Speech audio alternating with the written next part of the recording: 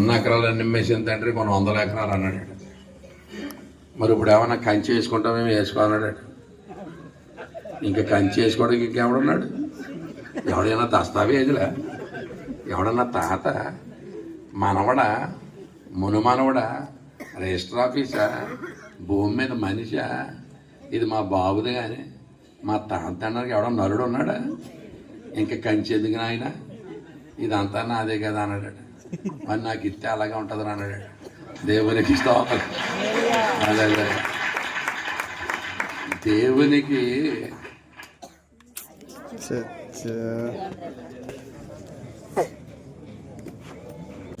ఏ పుస్తకం అక్కర్లేదు, చీకట్లో కూడా పాడే అంత ఫేమస్.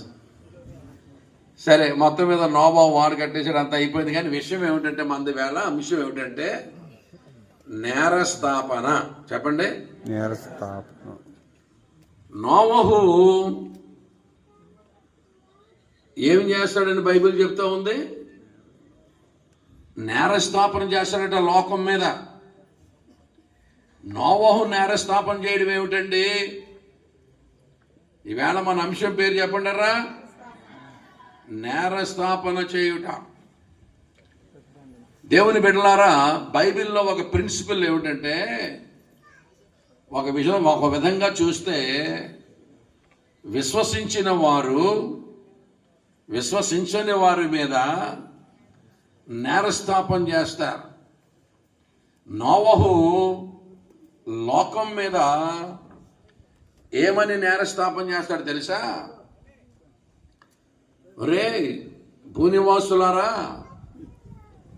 నేను దేవుని మాట విన్నాను, దేవుడు చెప్పాడు వరద వచ్చేస్తుంది, అందరిని చంపేస్తానని దేవుడు చెప్పాడు. నేను దేవుని మాట విని ఆయన మాట నమ్మి నాకు ఉన్నదంతా దారబోసి నేను వాడకట్టి నేను నా కుటుంబం బ్రతికాం. మరి నేను ఎక్కడైనా పోనీ పైనుంచి దిగి వచ్చినోడినా, మీ ఊరోడినే, మీ కులపోడినే, మీ గోత్రమోడినే, మీ బడిలో చదువుకున్నవాడినే, నాకు అంతటి విశ్వాసం మీకు లేనిది నాకు ఎక్కడి నుంచి వచ్చింది? నేను మీలాంటోడినే కదా, నేనేం పైనుంచి ఊడిపడలేదు. నేను నమ్మకం లేనిది మీరు నమ్మకపోవడానికి గల కారణం ఏంట్రా? మాయ రోగం కాకపోతేనే ఎందుకని నమ్మలేదురా అని నోవహు లోకం మీద ఏం చేశాడట? అంటే నరుడు దేవుని నమ్మకపోవుట అది పెద్ద క్రైమ్. అది దేవునిని మానవుడు నమ్మకపోవడం పాపాలలో పెద్ద పాపం. కనుక నోవహు ఏం చేస్తాడట? లోకం మీద నేరస్థాపన చేస్తాడు. పోనీ నువ్వు మాలాంటోడు కాదురా, నువ్వు ఎక్కడి నుంచో పైనుంచి వచ్చావు, నీ మైండ్ సెట్ వేరు, మా మైండ్ సెట్ వేరు, మా నమ్మిక వేరు, నీ నమ్మిక వేరు, మేము బ్రతికిన ఏరియా వేరు, నీ ఏరియా వేరు, మన సంప్రదాయాలు వేరు, మా సంస్కృతులు వేరు, నీ సంస్కృతి వేరు అనుకోవడానికి లేదు. అన్ని విషయాల్లో నేను మీలాంటి వాడినే. ఏలియా మన వంటి స్వభావము గల మనుష్యుడే అన్నట్టు నాలో ఏ స్పెషాలిటీ లేదు, నేను ఏ విధమైన వింతైన మనిషిని కాదు. మరి దేవునికి నేను భయపడ్డాను, దేవుని మాట నమ్మాను, బాగుపడ్డాను. అసలు దేవుని మాట నమ్మకపోవడానికి మీకు తలబిరుస్తానం కాకపోతే, పొగర కాకపోతే, హృదయ గర్వం కాకపోతే, మెంటల్ కాకపోతే ఏంట్రా మీకు అని ఆర్గ్యూ చేసి లోకం మీద ఏం చేస్తాడట? నేరస్థాపన చేస్తాడు. I'm in no way different from you in any way, in any respect. I'm exactly just like you all. When I could believe, why you could not believe that? నేను నమ్మగాలేంది, నీకు నమ్మకం కుదరకపోవడం గల కారణం ఏంటి? నీకున్న రీజన్ ఏంటి? అహంకారం కాకపోతే, గర్వం కాకపోతే, మూర్ఖత్వం కాకపోతే, దుష్టత్వం కాకపోతే, తలపిరిస్తానం కాకపోతే, బుద్ధిహీనత కాకపోతే ఇంకేమిటిరా? దేవుణ్ణి నమ్మకపోవడానికి మానవునికి ఏం కారణం ఉంటుంది? హృదయ గర్వం కాకపోతే అని రేపొద్దున్న నోవహు లోకం మీద నేరస్థాపన చేస్తాడు. దయచేసి లూకా సువార్త 11వ అధ్యాయము చూస్తే ఈ నేరస్థాపన చేసేవాళ్ళు ఎంతమందో, ఏ విధంగా నేరస్థాపన చేస్తారో, రేపొద్దున్న ప్రభు ప్రత్యక్షమైనప్పుడు ఎలా ఉండబోతుందో, దేవుడు లోకానికి విమర్శ కాలము ఒకటి ఏర్పాటు చేశాడు కదా, అప్పుడు ఎలా ఉంటుందో ఒకసారి చూద్దాం. చూడండి దయచేసి లూకా సువార్త 11వ అధ్యాయం 29వ వచనం నుంచి చదువుకుందాం. మరియు జనులు గుంపులుగా కూడినప్పుడు ఆయన ఎలాగూ చెప్పసాగెను, ఈ తరము వారు దుష్టతరము వారయ్యుండి సూచక్రియను అడుగుచున్నారు. అయితే యోనాను గూర్చిన సూచక్రియే గాని మరి ఏ సూచక్రియ వీరికి అనుగ్రహింపబడదు. యోనా నీనివే పట్టణములకు ఎలాగూ మాదిరిగా సూచనగా ఉండెనో, అలాగే మనుష్య కుమారుడును ఈ తరము వారికి సూచనగా ఉండును. దక్షిణ దేశపు రాణి విమర్శ కాలమున ఈ తరము వారితో కూడా లేచి వారి మీద నేరస్థాపన చేయును. ఆమె సొలొమోను జ్ఞానం వినుటకు భూమి అంతం నుండి వచ్చెను. ఇదిగో సొలొమోను కంటే గొప్పవాడి కూడా ఉన్నాడు. నీనివే మనుషులు విమర్శ కాలమున ఈ తరము వారితో కూడా నిలువబడి వారి మీద నేరస్థాపన చేయుదురు. వారు యోనా ప్రకటన విని మారు మనసు పొందిరి. ఇదిగో యోనా కంటే గొప్పవాడి కూడా ఉన్నాడు. దేవునికి స్తోత్రం కలుగునగా. హల్లెలూయా చెప్పండి గట్టిగా, హల్లెలూయా. నేరస్థాపన చేసేవారు ఎంతమంది అండి? 3 కనపడుతూ ఉన్నారు. నోవహు నేరస్థాపన చేస్తాడు. రెండవది యోనా నేరస్థాపన చేస్తాడు. దేవుని బిడ్డలారా, యోనాతో దేవుడు ఏమన్నాడు? ఎక్కడికి వెళ్ళమన్నాడు? యోనాని నీనివే పట్టడానికి వెళ్ళమన్నాడు. దానికి దుర్గతి సంభవిస్తుందని చెప్పమన్నాడు. ఈయన ఏం చేశాడు? వేరొక పట్టణానికి తార్షీషుకు వెళ్ళిపోతున్నాడు. ఏమండి, తార్షీషుకు వెళ్ళిపోతుంటే దేవుడు సముద్రంలో ఒక తుఫాను పుట్టించి ఆ ఓడ మునిగిపోయేటట్టు చేసి, ఏమంటే వారందరికీ ప్రాణాపాయాన్ని కలుగు చేసి, ఓడలో ఉన్న సరుకులన్నీ కూడా సముద్రంలో పడవేసి, ఏమండి చీట్లు వేయించి ఆ చీటి యోనా మీద పడి యోనాకే మళ్ళా శిక్ష విధించి అతన్ని సముద్రంలో పడవేయించి చేప చేత మింగించి మరలా కక్కించి అతను పంపించడం ఇంత అవసరం అటండి. దేవుడు ఏమనుకోవాలి? దేవుడికి మనుషులు తక్కువ? నువ్వు కాకపోతే ఇంకొకడురా, కావాలంటే గాడిదని వాడుకుంటాను నేను. జాగ్రత్త వినాలి. అవసరమైతే నేను గాడిదని వాడుకుంటాను. అది నువ్వు వెళ్ళడానికి ఇంకో చోటుకి వెళ్ళిపోతే ఇప్పుడు నువ్వే కావాల్సి వచ్చిందా? నాకు లోకంలో మనుషులే కరువా అని అనుకున్నాడా దేవుడు? అని అనుకోవాలి కదా. ఎందుకు అంత గోల, ఎందుకు అంత గొడవ, ఎందుకు అంత అద్భుతం చేయాలి? పని ఏముంది? అతన్నే పంపాలనేముంది? దేవుడు ఒకసారి ఏం చేస్తాడు తెలుసా? ఏ పని ఎవరి చేత చేయించుకోవాలో వాళ్ళ చేత చేస్తాడు. ఇక నీ బిల్లిగ్రామ్ కూడా పని చేయడు. బిల్లిగ్రామ్ పని బిల్లిగ్రామ్ది, నీ పని నువ్వు చేసే పని బిల్లిగ్రామ్ చేయలేడు. బిల్లిగ్రామ్ గారు చేసే పని నువ్వు చేయలేవు. దేవుడు ఒక్కొక్కసారి అదే వ్యక్తిని వాడతాడు. కావాలంటే వ్యక్తిని మార్చేస్తాడు. సౌలుని తీసేసి దావీదుని పెట్టాడు. అవసరమైతే తీసేస్తాడు, లేదా అన్నే. ఆయన జ్ఞానం మితిలేనిది. దేవునికి స్తోత్రం కలుగునగా. అలా నేను చాలాసార్లు ఆలోచించాను. ఇప్పుడు పారిపోతుంటే నేను మొర్రో వెళ్ళాలంటే ఎందుకు ప్రభావం? నీకు మనుషులు లేరా అనిపించింది నాకు. నేను మొర్రో వెళ్ళను, నీకు నాకు సంబంధం లేదు. ఇర్మియా అంటాడు, ఇక నీ పేరే ఎత్తను, నీ ఊసే ఎత్తను. నీ ఊసి ఎత్తనే ఉంది, దెబ్బలు తినడం తప్ప నాకు కలిసి వచ్చింది ఏమి లేదు. నీ ఊసి ఎత్తినప్పుడల్లా దెబ్బలే. అడుసు త్రొక్కనేలా కాలు, నీ గురించి మాట్లాడినారా నేను తన్నులు తిననేలా. ఇంక నీ ఊసెత్తనరా బాబు అనుకుంటే మళ్ళీ ఆనికే మంట పుట్టించి మళ్ళీ మాట్లాడకుండా ఉండకుండా చేశాడు దేవుడు. దేవుడు కోరుకుంటేనండి ఆయన వదలడండి. దేవునికి స్తోత్రం కలగండి. ఇవే కావాలంటే ఇక నీకు రీప్లేస్మెంట్ లేదు. ఇక నేను రీప్లేస్ చేసేవాడే, నాకు నువ్వే కావాలంతే. దేవునికి స్తోత్రం కలగండి. ఎంత గొప్ప దేవుడు అండి. హల్లెలూయా. సరే, యోనాని ఏమండి తిమింగలంతో చెప్పి చీట్లు వేశారు. వాళ్ళందరూ ఆలోచిస్తున్నారు, ఇంత కీడు మనకి ఎలా సంభవించింది, ఇంత భయంకరమైన తుఫాన్ ఎందుకు వచ్చింది.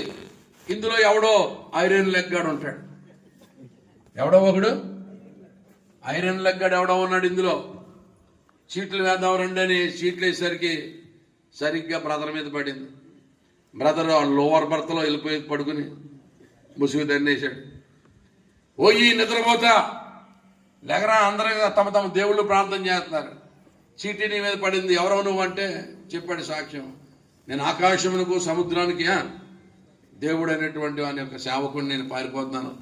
మరి ఏం చేయాలంటే మీరు కాళ్ళు చేతులు కట్టి నన్ను సముద్రంలోకి ఇసిరేస్తే అప్పుడు మీరు బతుకుతారంటే పాపం వాళ్ళు ప్రార్థన చేసుకున్నారు. ప్రభువా, నిరపరాధి రక్తం మేము చిందించామనే బాధ మాకు తప్పు మా మీద లేకుండా చేయనాయనని యేసునామములో ఇసిరేశారండి. దేవునికి స్తోత్రం కదా.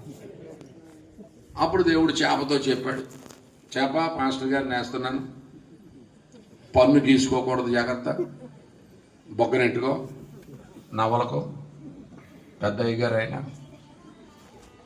ఏమయ్య గారు, పెద్దయ్య గారు, పన్ను గిన్నె గీసుకుందంటే మళ్ళీ టీటీ టెట్నస్ వస్తుంది, నువ్వు బొగ్గనెట్టుకో అంతే తప్ప నువ్వు మింగకూడదు అంటే అలాగే ప్రభు అందంట.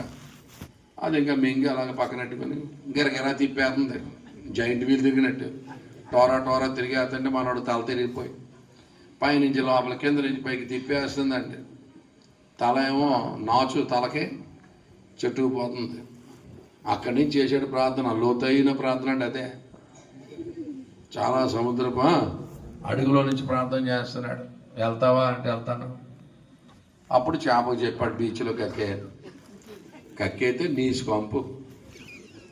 3 రోజులు చేప కడుపులో ఉంటే ఎలా ఉంటుంది మనిషి అంటే 3 రోజులు చేప కడుపులో ఉంటే మరి కరిగిపోవాలి కదా, అరిగిపోవాలి కదా. మీకు తెలుసా, ఒకసారి దినకరణ్ గారు ఆత్మలో పరలోక రాజ్యం వెళ్ళాడట. ఆయన ఆత్మ పరలోకం వెళ్తే చాలామంది పరిశుద్ధులను చూశాడట. అక్కడ యోనా కనిపించాడట. యోనా కనిపిస్తే యోనాతో మాట్లాడాడట. యోనా నిన్ను చేప మింగేసింది కదా 3 రోజులు, మరి నువ్వు అరిగిపోవాలి కదా, ఎందుకు అరగలేదు అన్నాడట. దినకరణ్ గారు అడిగారట. అడిగితే యోనా చెప్పాడంట, నేను అరిగిపోకుండా నా చుట్టూ దేవుడు ఒక పలచటి పొర పెట్టాడు. అది ఎంత పలచకుంటుంది అంత పలచకుంటుంది కానీ అరగదు, అది అలా ప్రొటెక్ట్ చేశానని యోనా చెప్పాడట. దేవుని బిడ్డలారా, అప్పుడు చేప కక్కేసింది. బిలిగ్రంగాని అడిగారట ఒకసారి, అయ్యా చదువుకున్న వాళ్ళ ఉన్నావు, ఎక్కడైనా చేప మనిషిని మింగేసి మళ్ళా కక్కడం ఉంటుందా? ఇది పెద్ద కట్టు కథ. కాకపోతేనే చేప మనిషిని మింగేసి 3 రోజుల తర్వాత కక్కితే మళ్ళీ వాక్యం చెప్పాడా, నువ్వు ఎలా నమ్ముతున్నావు అన్నాడట. వాడు బిలిగ్రంగా అన్నారట, చేప యోనాను మింగేసినంత నమ్మడం కాదు, యోనాయే తిమింగలను మింగేసాడని నమ్ముతాను. మా దేవుడు అంత గొప్పవాడు అన్నాడు. దేవునికి స్తోత్రం కలగ. తిమింగలం యోనాను మింగేయడం కాదు, యోనాయే తిమింగలాన్ని మింగేసి 3 రోజుల తర్వాత కక్కడని నమ్ముతాను. నా దేవునికి అసాధ్యమైంది ఏది లేదన్నాడు. దేవునికి స్తోత్రం కలగ. అప్పుడు 3 రోజుల తర్వాత కక్కేస్తే అప్పుడు ఆ ఇసుక సొబ్బాయి ఏమన్నా ఆ ఇసుకలో బీచ్లో ఇసుక ఎట్టి తోముకొని అప్పుడు వెళ్ళి నినివే పట్టణస్తులతో మాట్లాడుతున్నాను, రే మీ పాపం ఇంత అంతా కాదురా, దేవుని దృష్టిలో మీరు పడిపోయారు, మీకు శిక్ష వచ్చేస్తుంది, మీ పట్టణం అంతా కాలిపోద్ది. దేవుడు నన్ను మీ ఊరు వెళ్ళమన్నాడు, నేను ససేమరా వెళ్ళనన్నాను, చచ్చినా మీ ఊరు రావడం నాకు ఇష్టం లేదు, నేను ఇంకో ఊరు వెళ్ళిపోతున్నాను, వెళ్ళిపోతుండగా ఈ స్టోరీ అంతా జరిగింది. చేప చేత కక్కించి మింగించి మీరు తీసుకొచ్చి ఇక్కడికి పంపాడేశాడు. నేను మామూలుగా ఆటో మీద బస్సు మీద నడిచి వచ్చినాను కాదురా, నేను చేప కడుపులోంచి వచ్చానండి. వాళ్ళకి మెంటలు వచ్చేసిందంట.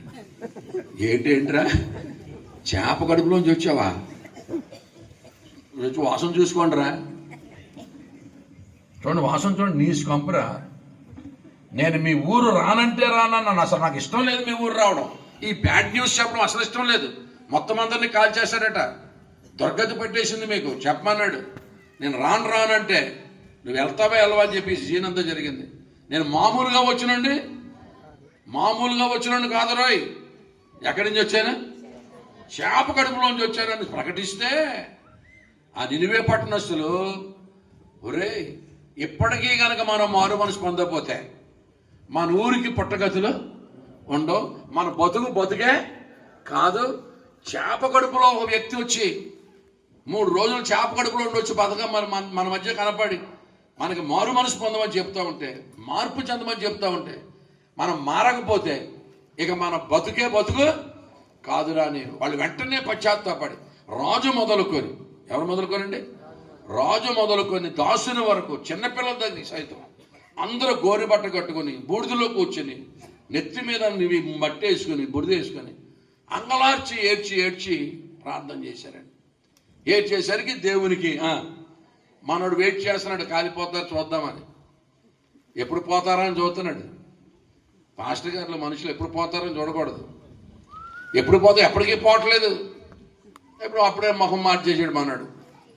ఎంత చేత కక్కించి మింగించి అంత చేసావు, ఇదేనా సీను? ఇప్పుడు నా ప్రవచనం ఏమి నెరవేరింది?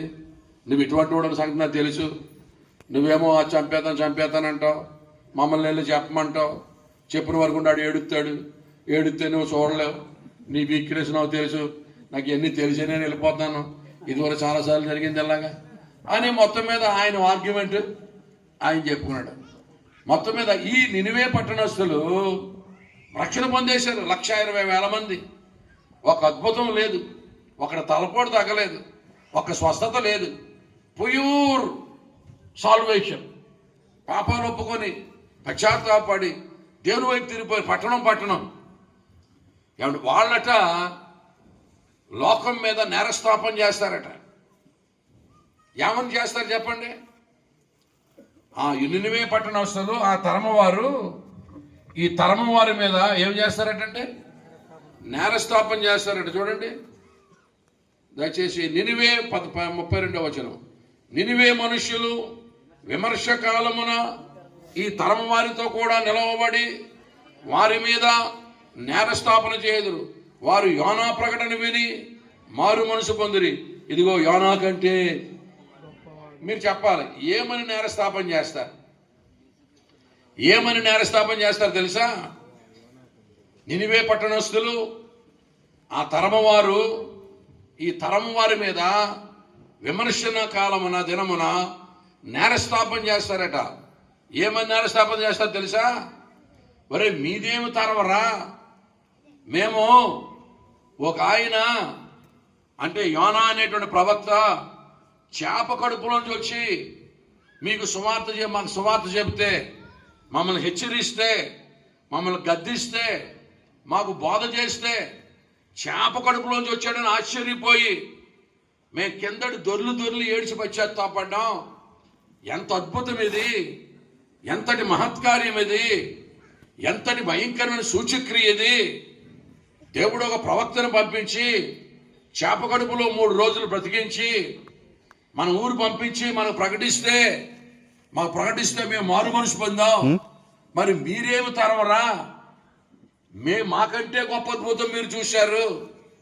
యోనా 3 దినాలు చేప కడుపులో ఉండడం కంటే అసలు దేవుని కుమారుడే దిగి వచ్చి మనుజావతారుడిగా వచ్చి ఆయన సువార్త ప్రకటించి ప్రాణం పెట్టి చనిపోయి 3 రోజులు సమాధిలో ఉండి 3వ దినమున మహిమ శరీరంతో లేచి మీకు చెప్పినా మీరు నమ్మలేదట. మరి మీకు నరకం కాకపోతే ఏంట్రా? మేము ఆ అద్భుతానికే ఫిదా అయిపోయి ఆ అద్భుతానికే కింద మీద పడిపోయి దొరిలేస్తే మీరు మీ తరము చూసిన అద్భుతం మామూలు అద్భుతమా? ఆయన దేవుని కుమారుడే కాలము పరిపూర్ణమైనప్పుడు, దేవుని కుమారుడే కాలము పరిపూర్ణమైనప్పుడు తన మహిమంతటిని విడిచి వచ్చి మానవ రూపం ధరించుకొని మన పాపమంతా కూడా ఆయన మీద వేసుకొని కలువరి సిలువలో భయంకరమైనటువంటి దెబ్బలు తిని భయంకరమైనటువంటి శ్రమను అనుభవించి గొప్ప శిలువయాగం చేసి చనిపోయిన తర్వాత 3 దినములు యోనా మత్స్యము కడుపులో 3 రోజులు ఉన్నట్టుగా మనుష్య కుమారుడు భూగర్భములో 3 రోజులుండి 3వ దినమున మృత్యుంజయుడై అండ్ మహిమదేహంతో లేచి 40 దినములు అనేకులు ప్రత్యక్షమై అనేక ప్రమాణాలను చూపించి నన్ను నమ్మమని బోధిస్తే మీరు నమ్మలేదట. అసలు మరి మీరు నరకానికి పాత్రలు కాకపోతే ఏమిట్రా అని ఎవరు చేస్తారండి? నీనివే పట్టణస్తులు నేరస్థాపన చేస్తారు. ఏ అద్భుతం గొప్పది? యోనా 3 చేపల కడుపులో 3 రోజుల్లో ఉండడం గొప్పదా? లేకపోతే మనుష్య కుమారుడు భూగర్భంలో భూగర్భంలో 3 దినాలుండి అతడు మృతుల్లో నుండి లేచి పునరుత్థానుడై అందరూ చూస్తుండగా ఆరోహణం అవడం ఏ అద్భుతం గొప్పండి? మొదటి అద్భుతమా, యోనా అద్భుతమా, యేసయ్య అద్భుతమా? మరి ఆ అద్భుతానికి అలాగే ఏడిస్తే ఈ అద్భుతం చూసినటువంటి మనము, ఈ అద్భుత కార్యాలు ప్రకటించబడుతున్న మనము ఎంతగా పశ్చాత్తాపడాలి, ఎంతగా విశ్వసించాలి? దేవుని బిడ్డలారా, ఈ ప్రిన్సిపల్ అక్కడ నెరవేర్చిపోతా ఉంది. యోనా తరమవారు, నినివే పట్టణస్థులు విమర్శన కాలమున ఈ తరమ వారితో కూడా కలిసి ఏం చేస్తారట? ఏమండి, యేసు ప్రభు మరణ పునరుత్థానములంటే మామూలు అద్భుతమా? అన్ని అవతారాలు నమ్మావు, దశావతారాలన్నీ నమ్ముతూ ఉన్నావు. సరి అయిన మనుజావతారం వచ్చేసరికి నీకు నమ్మకం కుదరట్లేదు. ఏమండి, తాడు బొమ్మడం లేని అని నమ్ముతావు, పిచ్చి అన్ని నమ్ముతావు. ఏమంటే ఇన్ని రుజువులు ఉన్నటువంటిది నువ్వు నమ్మలేకపోతున్నావు. దేవుని కుమారుడు చనిపోయి 3 దినాలు భూగర్భంలో ఉండి మరలా లేవడం ఏమైనా సాధ్యమా? అది మీ తరంలో జరిగింది. మీ తరంలో జరిగితే మీరు ఎంతగా పశ్చాత్తాపడాలి, ఎంతగా కన్నీరు కార్చాలి? మరి మీదేమి తరమరా, వెదవతరం? మరి మీరు నరకానికి పాత్రులు కాకపోతే దేనికి పాత్రులు రా అని రేపొద్దున్న వాళ్ళు నేరస్థాపన చేస్తారట. దేవుని బిడ్డారా, కోర్టులో వాడతారు ఈ మాట, నేరారోపణ, నేరస్థాపన. ఈ నేరస్థాపన జరిగేటప్పుడు కోర్టులో 2 పదాలు వాడతారు, ఇంగ్లీష్లో చెప్తారు. ఎక్విటల్ అండ్ కేసు కొట్టేయడాన్నేమో ఎక్విటల్ అంటారు, లేకపోతేనేమో కన్విక్షన్ అంటారు. శిక్ష పడ్డాన్ని ఏమంటారు? కన్విక్షన్ అంటారు. కేసు కొట్టేయడాన్ని ఏమంటారు? ఎక్విటల్ అంటారు. రేపొద్దున వీళ్ళందరూ నేరస్థాపన చేస్తారు. నేరారోపణ కూడా కాదు, నేరస్థాపన చేస్తారు. మేము అటువంటి తరవలో పుట్టాం. యోనా అద్భుతానికి ఆశ్చర్యపోయాం. మేము ఇది మహత్కార్యంగా ఎంచుకున్నాం, ఎంతో భయపడ్డాం దేవునికి. మీదేం జనరేషన్, ఏదో జనరేషన్. ఎంత గర్విష్ఠులా, ఎంత అహంకారులా, ఎంత మూర్ఖులా, ఎంత బుద్ధిహీనులా? ఆ మాత్రం గ్రహింపు లేదా? ఆ మాత్రం కళ్ళు మూసిపోనియా అని రేపొద్దున్న నేరస్థాపన చేస్తారట. తర్వాత నేరస్థాపన చేసే ఆవిడ ఇంకొక ఆవిడ ఉంది. ఎవరండి ఆవిడ? శేబాదేశపు రాణి. ఆమె ఏం చేసింది తెలుసా? సొలొమోను జ్ఞానం విన్నదట. ఇశ్రాయేల్ దేశములో ఒక రాజు ఏలుబడి చేస్తున్నాడట. ఆయన దావీదు కుమారుడట. అతని వంటి అంతటి జ్ఞానట. ఎంత జటిలమైన ప్రశ్నకైనా ఆయన సమాధానం చెప్తాడట. దేవుడు తన జ్ఞానముతో నింపాడట. ఆయన జ్ఞానవాక్కులు వింటే ఆశ్చర్యపోతామట అని శేబాదేశపు రాణి విని పెద్ద పరివారం తీసుకొని ఏమంటే సుగంధ ద్రవ్యాలు, వెండి బంగారాలు, విస్తారమైన కానుకలు పట్టుకొని సొలొమోను దగ్గరకు వచ్చింది ఆవిడ. సొలొమోను జ్ఞానం ఇంతంత జ్ఞానం కాదటండి. సొలొమోను జ్ఞానం గురించి రిచర్డ్ ఉన్బ్రాండ్ గారు ఒక చిన్న ఉదాహరణ చెప్పారు. ఏమిటి తెలుసా? దావీదట ఒకసారి ఒక కంసాలోని పిలిచి ఆ కంసాలకు ఒక పనప్ చెప్పాడట. నువ్వు నాకు ఒక ఉంగరం తయారు చేయాలి, అది ఎంత అందంగా ఉండాలంటే అద్భుతమైన నగిషీ పనితో చేయాలి. ఆ ఉంగరం చూసేసరికి ఎంత దుఃఖంలో ఉన్నా సరే ఆ దుఃఖం అంతా పోవాలి, ఆనందం వచ్చేయాలి, అంత అంత అందంగా ఉండాలి ఉంగరం అన్నాడట. చేస్తాను రాజా అన్నాడట. అప్పుడు దావీదు అన్నాడట, నువ్వు సగమే విన్నావు, ఇంకో సగం విను అన్నాడట. మళ్ళీ అదే ఉంగరాన్ని మంచి ఆనందంలో ఉండగా చూస్తే దుఃఖం వచ్చేయాలి అన్నాడట. దుఃఖంలో ఉండగా చూస్తే ఆనందం వచ్చేయాలి, మంచి సంతోషంలో ఉండగా చూస్తే అన్నాడు రాజా, ఎంత దుఃఖంలో ఉన్నా ఆ ఉంగరం చూస్తే ఆనందం వచ్చేటట్టు చేయగలను, కానీ మళ్ళీ అదే ఉంగరాన్ని మంచి సంతోషంగా ఉన్నప్పుడు చూస్తే దుఃఖం వచ్చేసినట్లు భూమి మీద ఎవరు చేయలేరు రాజా. అంటే రాజు అన్నాడట, నీకు 10 రోజులు సమయం ఇస్తున్నాను, అటువంటి ఉంగరాన్ని చేసుకుని రాకపోతే నీవు నీ కుటుంబము మొత్తం తుత్తునీలైపోతే ఇది రాజాజ్ఞ అన్నాడట. అక్కడి నుంచి ఆడు నెత్తి మీద కొట్టేసుకుని ఏడుచుకుంటూ వచ్చేస్తున్నాడంట. కొంప మునిగిపోయింది రబ్బా, మా పని అయిపోయింది.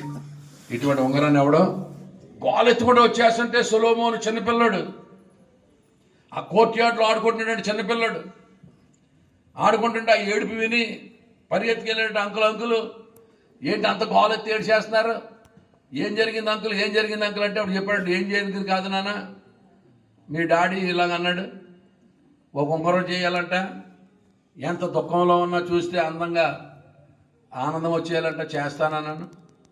కానీ మళ్ళీ అదే ఉంగరాన్ని మంచి ఆనందంగా ఉన్నప్పుడు చూసి దుఃఖం వచ్చేయాలంట, అలా చేయలేకపోతే మా కుటుంబం అంతా నాశనం చేస్తాడు మీ నాన్న. బాబు మా పని అయిపోయింది నాయన అని గోలెత్తేస్తుంటే అప్పుడు అన్నాడట, అంకులు చాలా సింపుల్ అంకుల్, అది దానికి ఏడుస్తున్నావు ఎందుకు, అది చాలా ఈజీ.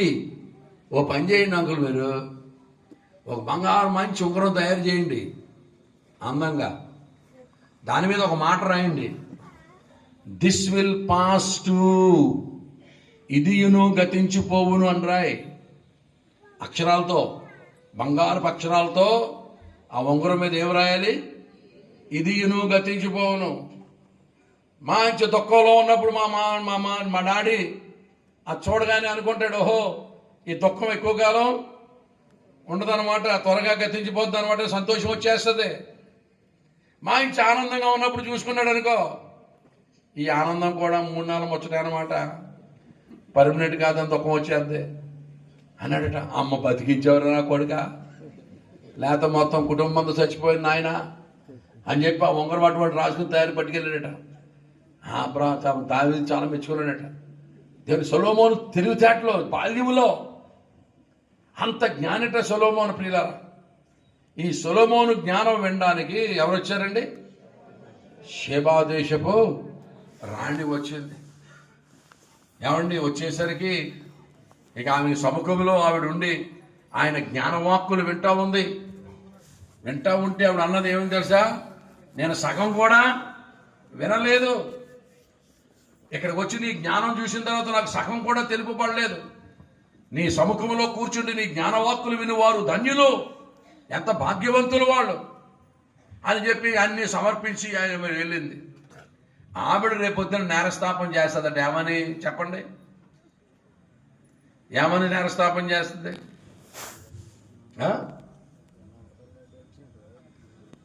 సొలొమోను జ్ఞానానికే నేను ఎలాగైపోయాను, సొలొమోను కంటే బాబు సకల సృష్టికర్త ఎవరండి? అఖిల బ్రహ్మాండమును నోటి మాట చేత కలుగు చేసిన వాడు, కలిగి ఉండినది ఏది ఆయన లేకుండా కలుగలేదు. శూన్యములో భూమిని విరాలాడదీసిన వాడు. ఏమండి ఆయన వచ్చి మాట్లాడుతుంటే మీ తరం వినలేదట, ఆయనే దిగొచ్చి బోధ చేస్తే ఆయన జ్ఞానవాక్కులు కాదు, ఆయన నిత్య జీవపు మాటలు గలవాడు. ఏంటైనా ఆయన మాటల్లో జీవము, మృతులు సజీవులైనటువంటి మాటలు అవి. ఏమండి, మేము సొలొమోను జ్ఞానానికే నేను ఇంత వండర్ అయిపోయి పెద్ద పరివారం తీసుకొని పెద్దను ఒంటులేసుకొని ఆయనకు వచ్చి సాగిలిపడి ఆయనకి అన్ని సమర్పించుకొని నేను ఆశ్చర్యపోయి వెళ్ళిపోతే సొలొమోను కంటే గొప్పడు నజరేయుడైన యేసుక్రీస్తునాథుడు.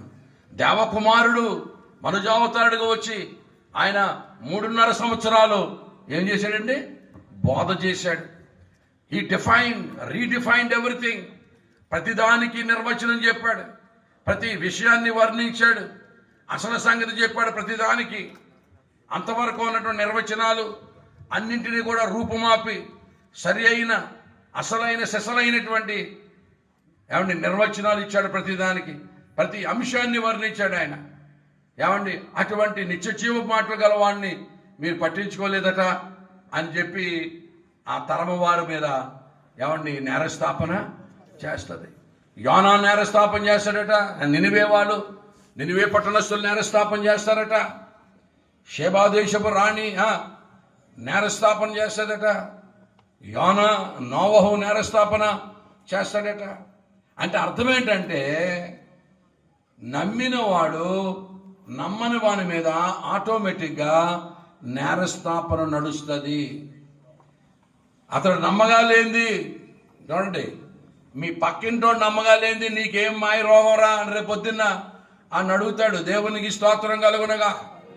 నీ పక్కింటోడు నమ్మాడు, అతడు విశ్వసించాడు. నీ కులపోడు నమ్మాడు, నీ కుటుంబం నమ్మాడు, నీ బంధువే నమ్మాడు, నీ రక్త సంబంధం నమ్మాడు. నీకేం మాయ రోగం అంటారా వెదవా? నువ్వేం పైన దిగొచ్చావా? నువ్వెందుకు నమ్మలేదని రేపొద్దున్న నేరస్థాపన చేస్తారండి.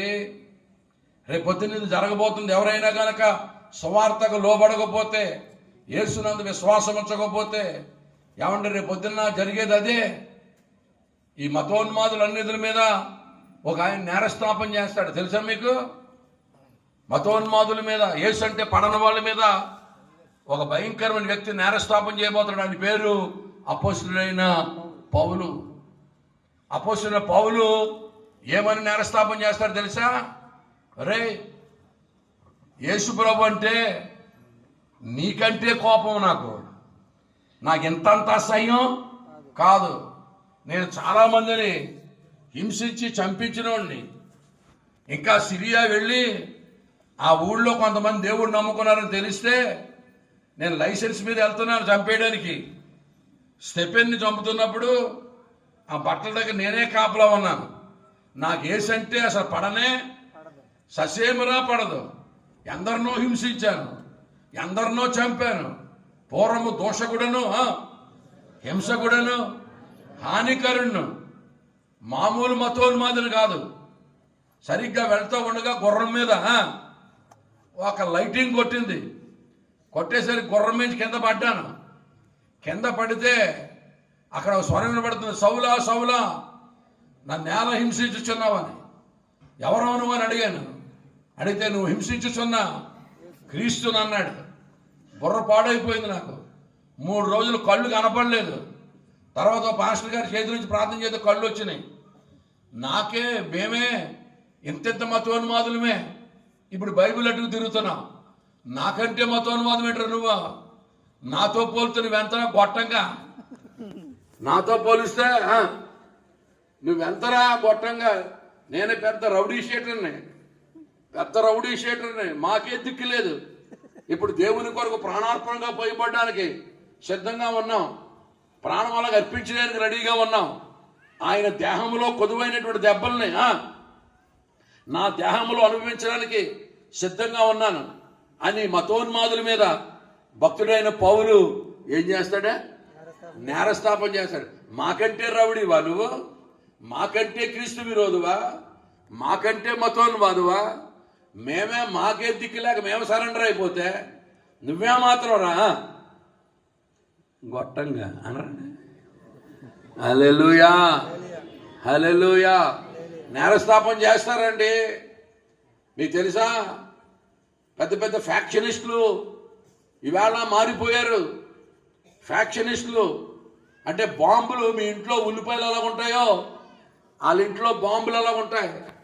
అంటే వేసడమే, అంటే వేసడమే. ఫ్యాక్షనిజం కేవలం చంపుకోవడమే.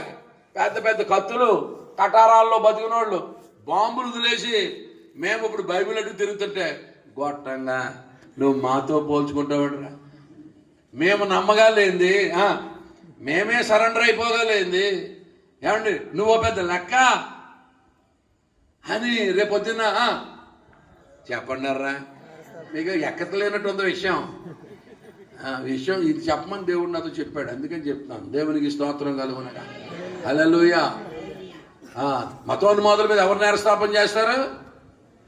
మతోన్మాదుల మీద అపొస్తలుడైన పౌలు నేరస్థాపన చేస్తారు. అపొస్తలుడు పౌలు కంటే మతోన్మాదువా? అపొస్తలుడు పౌలు కంటే రౌడీవా? అపొస్తలుడు పౌలు కంటే హింసకుడువా? అపొస్తలుడు పౌలు కంటే దోషకుడువా? అపొస్తలుడు పౌలు కంటే హానికరుడువా? మాకే దిక్కు లేదు ఆయన దగ్గర.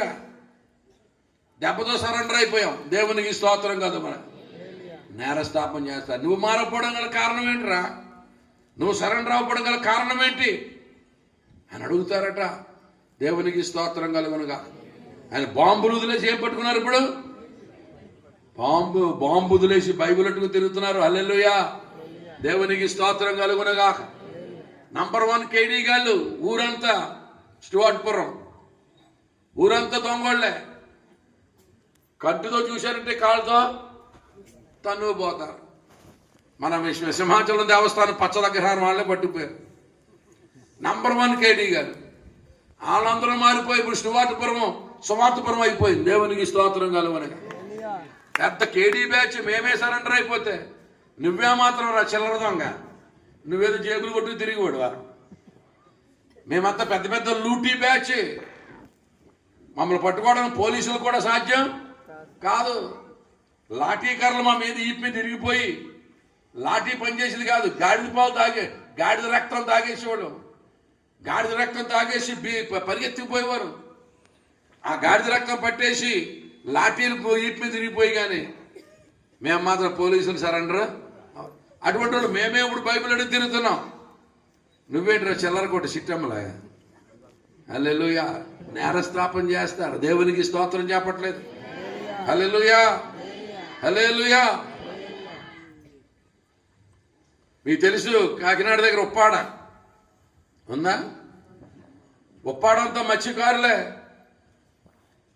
ఒక ఆయన యేసుదాస్ అయ్య గారు ప్రసంగానికి వెళ్ళాడు. అక్కడికి వాక్యం చెప్పడానికి సువార్త కళ్ళు గీసుకుని ఆయన ఏమంటే సువార్త ప్రారంభించాడు. అందరూ మత్స్యకారులే. భయంకరమైన అపోజిషన్, భయంకరమైన వ్యతిరేకత, భయంకరమైన దేవతలు. ఏమండి ఎలా మారిపోయారు. మొత్తం ఉప్పాడ ఊరు మారిపోయింది. దేవునికి స్తోత్రం కలుగునగా.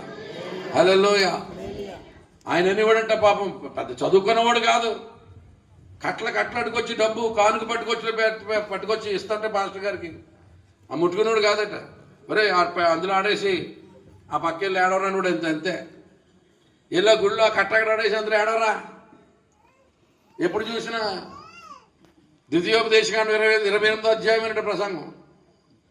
ఏమండి భయంకరులు మారిపోయారు. ఊరు మారిపోయింది. చేపలు పట్టడంలో ఆన తర్వాత ఉప్పాడోళ్ళు నీటిలో చేప ఉండాలి కానీ ఎక్కడ లాగేస్తారా. ఉప్పాడ మారిపోయింది. ఇక్కడి నుంచి ఉప్పాడ దగ్గర నుంచి ఎక్కడికి ఆ పూరి దాకా, అక్కడి నుంచి చాలా ప్రాంతాలకు వెళ్ళిపోయింది. ఆ ఉప్పాడోళ్ళు మిగిలిన వాళ్ళ మీద నేరస్థాపన చేస్తారు. ఒరే మేము మత్స్యకారులమే, మీ తాతల లాంటి దేవతల్ని, దేవుళ్ళని ఆరాధించిన వాళ్ళు మేము మారిపోయి మీ వేళ పెద్ద పెద్ద మందిరాలు కట్టుకునేది. ఒక 100 మందిరాలు ఉంటాయి ఉప్పాడలో. ఎన్ని మందిరాలు. ఆదివారం వస్తే సినిమా హాల్లో వదిలినట్టు అందరూ బైబిల్ పెట్టుకుని వెళ్తారు. ఆ ఉప్పాడోళ్ళు మిగిలిన మత్స్యకారుల మీద నేరస్థాపన చేస్తారు. మాకంటే మత్స్యకారులు ఏంటారు మీరు? మాకంటే వేటగాళ్ళు మీరు? మాకంటే దేవతల? మాకంటే ఇలవేల్పుల? మేమే మారిపోయి ఈవేళ ప్రభువుకు దాసులమైపోయి ఏమండి సంతోషంగా దేవుని ఆనందిస్తామంటే మీరు మారకపోవడానికి కారణం ఏంటి? మాకంటే గట్టివాళ్ళ రేపొద్దున్న ఏం చేస్తారు? దేవునికి స్తోత్రం చెప్పండి గట్టిగా. హల్లెలూయా, హల్లెలూయా. ఈ సినిమా స్టార్స్ ఉన్నారా, సూపర్ స్టార్స్, మెగాస్టార్లు అంటారు కదా, వాళ్ళ మీద ఇంకొకరు నేరస్థాపన చేస్తారు. ఎవరు తెలుసా? హాలీవుడ్ యాక్టర్స్ అందరూ కూడా క్రిస్టియన్సే. సినిమాల్లో హాలీవుడ్లో ఉండే చాలా మంది క్రిస్టియన్స్.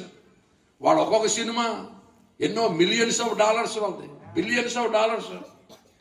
హాలీవుడ్ వాళ్ళు మేమే మారిపోయి మేమే దేవుని సేవ చేస్తామంటే, మేమే ప్రభుని నమ్ముకుంటే, ఆఫ్టర్ ఆల్ బాలీవుడ్ వాడు, టాలీవుడ్ వాడు నీకేమిట్రా రికార్డింగ్ డ్యాన్స్ చేసుకునేవాడు, నువ్వేంట్రా ఫోజు కొడుతున్నావంట. హాలీవుడ్ వాళ్ళువే మాట్లాడరేంటారా? ఏ వుడ్ అది? హాలీవుడ్ వాళ్ళు మేము మారిపోయి దేవుని కొరకు మేము బ్రతుకుతా ఉన్నాం, యేసునందు విశ్వాసం ఉంచాం, యేసే లోకరక్షకుడని మేము అంగీకరిస్తా ఉంటే మాకంటే గొప్ప మీరు టాలీవుడ్, బాలీవుడ్, మీరు మా దగ్గర రికార్డింగ్ డ్యాన్స్ వేసుకున్నతో సమానం. దేవునికి స్తోత్రం కలుగునగా. హల్లెలూయా చెప్పండి గట్టిగా. ఈ సువార్తకు లోబడినటువంటి వాడు ఎవడు కూడా ఏ సాకు చెప్పడానికి అవకాశము లేదు. దేవునికి స్తోత్రం కలుగునగా. హల్లెలూయా. ఏమండి, నువ్వు రూపాయి అంత బొట్టెట్టుకునేది ఒక ఆవిడ, రూపాయి అంత బొట్టు ఏమండి పాపిళ్ళలో ఏదో సింధూరం చివరి చివరికి వేసుకుంది, మొత్తం చేతులకి కాళ్ళకి ఎప్పుడు పశువు రాసుకున్నది. యేసుప్రభు అంటే భయంకరమైన మంట ఆవిడికి, యేసుప్రభు అంటే భయంకరమైన కోపం. అటువంటి ఇప్పుడు ఆవిడే మారిపోయింది. ఆవిడ మారిపోయి అంటుంది, ఎంత బొట్టెట్టుకుందని నేనే మారిపోయాను. ఆఫ్టర్ ఆల్ స్టెక్కరెట్టి దానికి నీకేమ్మా రోగమే, ఆ మాత్రం మారలేవంట. రేపొద్దున నేరస్థాపన చేస్తారు. ఏమంటే రూపాయి బిళ్ళ అంత బొట్టెట్టుకుని నేనే మారిపోయాను, స్టెక్కరెట్టి దానికి నీకేమ్మా రోగమే, నేరస్థాపన చేస్తారు. దేవునికి స్తోత్రం చెప్పండి గట్టిగా. హల్లెలూయా. ఈ జ్ఞానులు ఉన్నారు కదా, లోకంలో ఉన్న సైంటిస్టులు, తెలుగు అందరి మీద, ఐన్స్టీన్, ఏమంటే న్యూటన్, వీళ్ళందరూ కూడా నేరస్థాపన చేస్తారు. తెలివితేటలకి, జ్ఞానానికి, ఏమండి మహా తెలివితేటలకు పేరుగాంచినటువంటి వాడు ఏమండి ఐన్స్టీన్. ఆయన బ్రెయిన్ ఇప్పటికీ దాచి ఉంచారు ప్రియమైన వాళ్ళారా. ఆయన E=MC² అనేటువంటి ఒక సూత్రాన్ని కనిపెట్టాడు. E=MC². ఎక్స్ప్లెయిన్ చేయాలంటే ప్రపంచంలో మహా 5-6 చెప్పగలరంట. E=MC² ఎక్స్ప్లెయిన్ చేయాలంటే ఆ మాత్రం దానికి ఆయనే ప్రభువు నమ్ముకుంటే A+B² సూత్రం రానుడికి నీకేం మాయ రోవరా. A+B² అంటే A²+2AB+B² అన్నమే రానోడికి. నువ్వు మారడానికి ఏమి బాధ? పెద్దోళ్ళు మేము. అందుకనే మన సైడు ఓ మాట చెప్తా తెలుసు, ఏంటి తెలుసా? గడ్డపారలు ఎగిరిపోతుంటే ఇస్తర్లకు వచ్చిందా? గడ్డపారలు అంటే గుణపాలు ఎగిరిపోతుంటే ఇస్తరాలు అవుతాయటండి. చక్రవర్తులు సరెండర్ అయిపోయారు యేసయ్య దగ్గర, రాజులు సరెండర్ అయిపోయారు. ఇటువంటి దేవుడు ఇంకో దేవుడు లేడని చక్రవర్తులు సాక్ష్యం ఇచ్చారు, రాజులు సాక్ష్యం ఇచ్చారు. దేవుని బిడ్డలారా, ఇప్పుడు లేటెస్ట్గా కువైట్ క్రౌన్ ప్రిన్స్ సాక్ష్యం ఇస్తామన్నాడు. యేసు ప్రభువే దేవుడు, నన్ను చంపేసిన యేసు కొరకే నేను నిలబడతాను. మలేషియా క్వీన్ ఏమండి, ఆమె యేసే దేవుడు, ఇంకెవరో దేవుడు కాదు. ఇవాళ ఇరాన్లో లక్షలాది మంది ప్రజలు యేసే దేవుడు అని ముందుకు వస్తూ ఉన్నారు. ప్రియమైన వాళ్ళారా, ఇవాళ యేసును నమ్మకపోవడానికి ఎవరైనా కనుక కారణం చెప్తే రేపొద్దున ఆ కారణాలు ఏవి కూడా దేవుని దగ్గర నిలబడవు. వీళ్ళందరూ కూడా నేరస్థాపన చేస్తారు. అంటే మనం యేసుని నమ్ముకున్నామంటే అవతలోడి మీద ఆటోమేటిక్గా కేసు పెట్టామన్నమాట. నీ పక్కింటోడు నమ్ముకోలేకేది, నీకేమొచ్చింది? మీ కుటుంబంలో నమ్ముకోలేగింది, నువ్వెందుకు నమ్ముకోలేదు? మీ కులంలో కూడా నమ్ముకోలేగింది, నువ్వెందుకు నమ్ముకోలేదు? ఏమండి, మీ గోత్రంలో నమ్ముకోగలేదు, నువ్వెందుకు నమ్ముకోలేదు? రేపొద్దున అడుగుతాడు దేవుడు, వాళ్ళు నేరస్థాపన చేస్తారు. ఈ నేరస్థాపనలో కన్విక్షన్ పడుతుంది ప్రియమైన వాళ్ళరా. శిక్ష పడితే ఎంతకాలం తెలుసా? ఎంతకాలం? అగ్ని ఆరదు, పురుగు చావదు. కనుక పెద్దోళ్ళు సరెండర్ అయిపోయారండి ప్రభువుకి. చక్రవర్తులు, రాజులు, ఏమండి మహాజ్ఞానులు, మహా పండితులు అండ్ పురోహితులండి. ఎందరో పురోహితులు, బ్రాహ్మణ పురోహితులు ఎందరో ప్రభువుకి సాగిలు పడిపోయారు. అయితే దేవతా స్తంభాలను కట్టుకొని, కోవిళ్ళు కట్టుకొని, ఏమండి పూజలు పునస్కారాల్లో ఉంటూ బతుకుతున్నటువంటి వారు ఎందరో యేసునందు విశ్వాసం ఉంచి ఆయనే దేవుడని ఎందరో పండితోత్తములు సాగిలి పడిపోయారు దేవునికి. అప్పుడు వాళ్ళు వీళ్ళ మీద నేరస్థాపన చేస్తారు. బ్రాహ్మణ పండితోత్తంలో మేమే యేసుకు సరెండర్ అయ్యాం. యేసునందు విశ్వాసం ఉంచగా సామాన్య మానవులు మీకేం ప్రయోజనం, మీకేమి నష్టం? కనుక దేవుని బిడ్డలారా, సాక్ష్యం ఇచ్చేవారు ముగ్గురు, అలాగే నేరారోపణ చేసేవారు ముగ్గురు. దయచేసి యోహాను సువార్త, యోహాను పత్రిక మొదటి యోహాను పత్రిక 5వ అధ్యాయం చూడండి. మొదటి యోహాను పత్రిక 5వ అధ్యాయం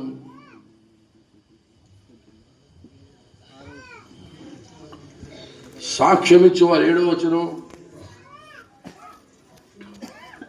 సాక్ష్యమిచ్చేవారు ఆత్మయే సాక్ష్యమిచ్చేవారు ముగ్గురు, అనగా ఆత్మయు నీళ్లును రక్తమును. ఈ ముగ్గురు ఏకీభవించి ఉన్నారు. ఏమంటే రక్తము నీళ్లు ఆత్మ అన్నప్పుడు 3 అనాలా ముగ్గురు అనాలా? నీళ్లు ఆత్మ రక్తం అన్నప్పుడు 3 అనాలా ముగ్గురు అనాలా? 3 అనాలి. వినాలా? ఆయన ముగ్గురు అని ఎందుకు అన్నాడంటే అది పెద్ద అంశం. అది దేవునికి స్తోత్రం కలుగునగా. దేవుని బిడ్డలారా, సాక్ష్యం ఇస్తా ఉంది, రక్తం సాక్ష్యం ఇస్తా ఉంది, నీరు సాక్ష్యం ఇస్తా ఉంది. ఏమండి, బాప్తిసం ఇచ్చి యోహాను ఎవరికి బాప్తిసం ఇచ్చాడు? ప్రభు అయిన యేసుక్రీస్తుకు బాప్తిసం ఇచ్చాడు. ఏమండి, యేసుక్రీస్తుకు సాక్షి బాప్తిసం ఇస్తే ఆయన నీటిలో నుంచి పైకి రాగానే ఆకాశము తెరవబడింది. పరిశుద్ధాత్మ దేవుడు పావురం వల్లే తల మీద దిగాడు. పైనుంచి తండ్రి అయిన దేవుడు మాట్లాడుతున్నాడు. ఈయన నా ప్రియ కుమారుడు, ఈయన యందు నేను ఆనందించి. ఈయన మాట వినుడి. పరలోకం నుంచి తండ్రి మాట్లాడుతూ ఉన్నాడు. ఆకాశం తెరవబడింది. పరిశుద్ధాత్మ దేవుడు పావురం వల్లే దిగి తల మీద వాలాడు. సాక్ష్యం వినబడుతుంది అక్కడ. ఈయన నా ప్రియ కుమారుడు, ఈయన యందు ఆనందించండి. ఈయన యందు ఈయన మాట వినుడి అని నీరు సాక్ష్యం ఇచ్చా ఉంది. తండ్రి సాక్ష్యమే పరిశుద్ధాత్ముడు సాక్ష్యం ఇస్తా ఉన్నాడు. అంటే రక్తం సాక్ష్యం ఇస్తా ఉంది. హేబేలు యొక్క రక్తమట భూమి నుంచి మొర్ర పెడుతుందట. హేబేలు కంటే శ్రేష్టమైన ప్రోక్షణ రక్తము ప్రభువు మన కొరకు చెందించాడు. హేబేలు కంటే శ్రేష్టమైన ప్రోక్షణ రక్తం, పరిశుద్ధ రక్తం, యేసు రక్తం సాక్ష్యం ఇస్తా ఉంది. నీళ్లు సాక్ష్యం ఇస్తా ఉన్నాయి. ఆత్మ సాక్ష్యం ఇస్తా ఉన్నాడు. ఇక సాక్ష్యానికి వస్తే ఎంత గొప్ప సాక్షి సమూహము మేఘం వల్లే ఆవరించి. ఇన్ని సాక్ష్యాలు రుజువులో ఉన్నాను. నమ్మకపోతే ఇప్పుడు మీరు ఏ సాక్ష్యము ఏ ఆధారము లేని నమ్ముతున్నాం. దేవుని బిడ్డలారా, ఈవేళ మనం నమ్మే అన్నీ కూడా చాలా మట్టుకు మూఢ నమ్మకం. సాక్ష్యాధారాలు లేవు. సాక్ష్యాలు ఉన్నాయి, విడిచిపెట్టేశాం. ఏ సాక్ష్యము ఏ ఆధారము లేనటువంటివి పట్టుకొని నమ్ముతా ఉన్నాం. రేపొద్దున దేవుని తీర్పులో మానవులు కనబడతారు. దేవుని వేళ మనం నమ్మే అన్నీ కూడా ఏ ఆధారం లేని. ఫర్ ఎగ్జాంపుల్, మంచి రోజులు నమ్ముతారు. ఏం నమ్ముతారండి? మంచి రోజు. ఈ మంచి రోజులు పిచ్చ మన దేశంలో ఉంది. ఎంత పిచ్చి అంటే ఇది సినిమా పాటల్లో కూడా పెట్టేశారు. మాఘమాసం వచ్చేదాకా మంచి రోజు లేదన్నాడే. ఆగేదెట్టాగా అందాక ఏగేదెట్టాగా. అమ్మమ్మ చెప్పవే, పిన్నమ్మ చెప్పవే, బుల్లమ్మ చెప్పవే.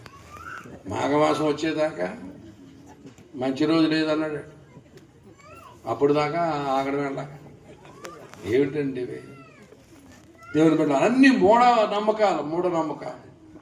ఎదుర్లు ప్రతిదానికి ఏం చూస్తారా? ఎదుర్లు. మా ఊళ్ళో ఒక ఆయన ఉన్నాడు. మా ఇంటి ఎదురుకుండా ఒక ఆయనకి ఎదుర్లు పిచ్చి. కోర్టులో పనిచేస్తాడు.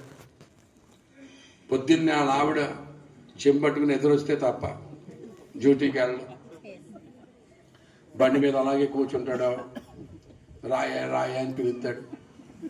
ఆవిడ అన్ని అప్పుడు బాగానే వస్తుంది, కానీ మార్నింగ్ షిఫ్ట్కి వచ్చేది కాదు. పిల్లలకు స్నానాలు చేయించడం, తయారు చేయించడం, క్యారేజీలు కట్టడం ఉండిపోయి వచ్చేదాకా అలాగే ఉండేవాడు. ఆవిడ ఎదురట్టుకుని రావాలి చెంపొస్తేనే ఒక రోజున ఏమైందో పాప ముక్కెంతలా వాసిపోయి తలకు దెబ్బలు తగిలేసి కట్లు కట్టేసి కాలు చెయ్యరిగిపోయి ఆటోలో వేసుకొచ్చేసారు. నేనే వెళ్ళాను ముందు, ఎదురుగుండా ఇల్లు కదా. వెంకట్రావు గారు ఏమైందండి ఏమైందా అన్న. ఏమావడం పెట్టండి, లారీ గుద్దేసింది, చచ్చిపోతాను అనుకున్నాను పాస్టర్ గారు అన్నాడు. అప్పుడు అడిగాను నేను, ఈ వేళ మీ ఆవిడ ఎదురు రాలేదా అన్న. దీని ఎదురు మంచిది కాదండి అన్నాడు. దీని ఎదురు మరి మొన్నటిదాకా బాగా బతికావు కదరా అంటే వాళ్ళిద్దరికి గొడవలు అవుతున్నాయంటే ఆ సంగతి నాకు తెలియదు. దీని ఎదురు మంచిది కాదండి అంటున్నాడు. ప్రియమైన వారులారా, ఎదురు అంత పవర్ఫుల్లా?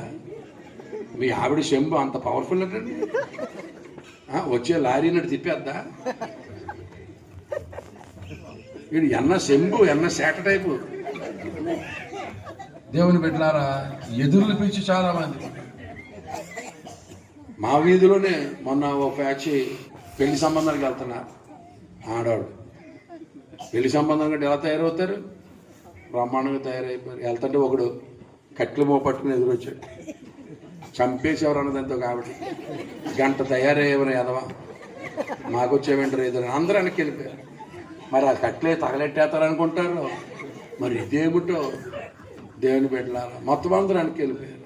ఎదురులు పిచ్చండి. నేను ఒకసారి విజయవాడలో టికెట్ కొనుక్కుంటున్నాను ట్రైన్ రైల్వే స్టేషన్. నా వెనకాల ఒక అతను లైన్లో నిలబడ్డాడు. నేను టికెట్ తీసుకుని పక్కకు వచ్చాను. అతను టికెట్ తీసుకుంటున్నాడు. ఇచ్చే ముందు తుమ్మాడండాడు. ఆగన్నాడు అంతే. ఆగని సెల్ ఫోన్ తీసి ఎవరికి సిద్ధాంతికి ఫోన్ చేశాడు. ఇలాగ టికెట్ ఇచ్చే ముందు తుమ్మాడు, బండి ఎక్కమంట వద్దంటాడు. ఆడు వద్దన్నాడు, వీడు మానేశాడు. నాకు పొరపాడైపోయింది. వీడు తుమ్మ అంత పవర్ఫుల్ తుమ్మ. ఇది మనిషి తుమ్మ, దెయ్యం తుమ్మ. ఇది కోరమండలం తిప్పేద్దా అండి? ఇలా తుమ్ముని కాడలా ఆగిపోతే ఇంటికి వెళ్తాడంటావు. వీడు నెక్స్ట్ బండికి సరిగ్గా టికెట్ కొన్నాక కాలు ఎక్కి ముందు, కాలు అందులో పెట్టి ముందు తుమ్మడికి ఎక్కుతాడు. ఇలా తుమ్ముని కాడల్లా ఆగుతూ ఉంటే చివరికి వెళ్తాడండి. ఏంటి తుమ్మి బ్యాచ్ ఏంటండి? దేవుని బిడ్డలారా, అన్నీ తాడు మామూలు లేని విషయాలు. ఇవన్నీ నమ్ముతారు. ఏం చేస్తారండి? మా ఊర్లో మాస్టర్ ఉండేవాడు. ఆయనకి 4 ఆడపిల్లలు. ఎవరో చెప్పారంట, మీ అమ్మాయిలకి పెళ్ళిళ్ళు అవ్వాలంటే ఈ కిటికీ తీసేసి అటు, ఈ తలుపు ఇటు, నుయ్యి మూసేయండి, బాత్రూమ్ వెనకట్టండి అని చెప్పాడండి. పాపం పెళ్ళికి దాచిన డబ్బులన్నీ ఎట్టి అవన్నీ పాపం బాగు చేయించాడు ఆయన. ఆయనే అన్నాడు నాతోటి, పాస్టర్ గారు ఇదివరకే నయమంటే అప్పుడప్పుడు సంబంధాలు వచ్చి ఈ ఇల్లు మార్చి 3 ఏళ్ళు అయింది, ఒక్క సంబంధం వస్తే మాట. నీ వాస్తుకి నీ కిటికీకి నీ పెళ్ళికి లింకా? ఏమండి, వాస్తు శాస్త్రం ఎంత దారుణం అంటే, భూమికి 8 దిక్కులు ఉన్నాయట. 8 దిక్కుల్ని 8 దిక్పాలకులు మోస్తున్నారట. అందులో ఒక పక్కోడట. ఆ పక్కన బరువు పెట్టకూడదట. నేను అన్నాను, మరి ఆడికి బి కాంప్లెక్స్ టానిక్ కన్నా హార్లిక్స్ అన్నా పట్టించపోయారంట. భూమిని 8 దిక్కులు ఉన్నాయా? 8 మోస్తున్నారా? అందులో పక్కోడా బీరువా అక్కడ ఎట్టబడదా? అడు నీ బీరువా ఒకటి బరువు అయిపోయింది. అడిగి మెంటలు కదా, పిచ్చ కదటండి.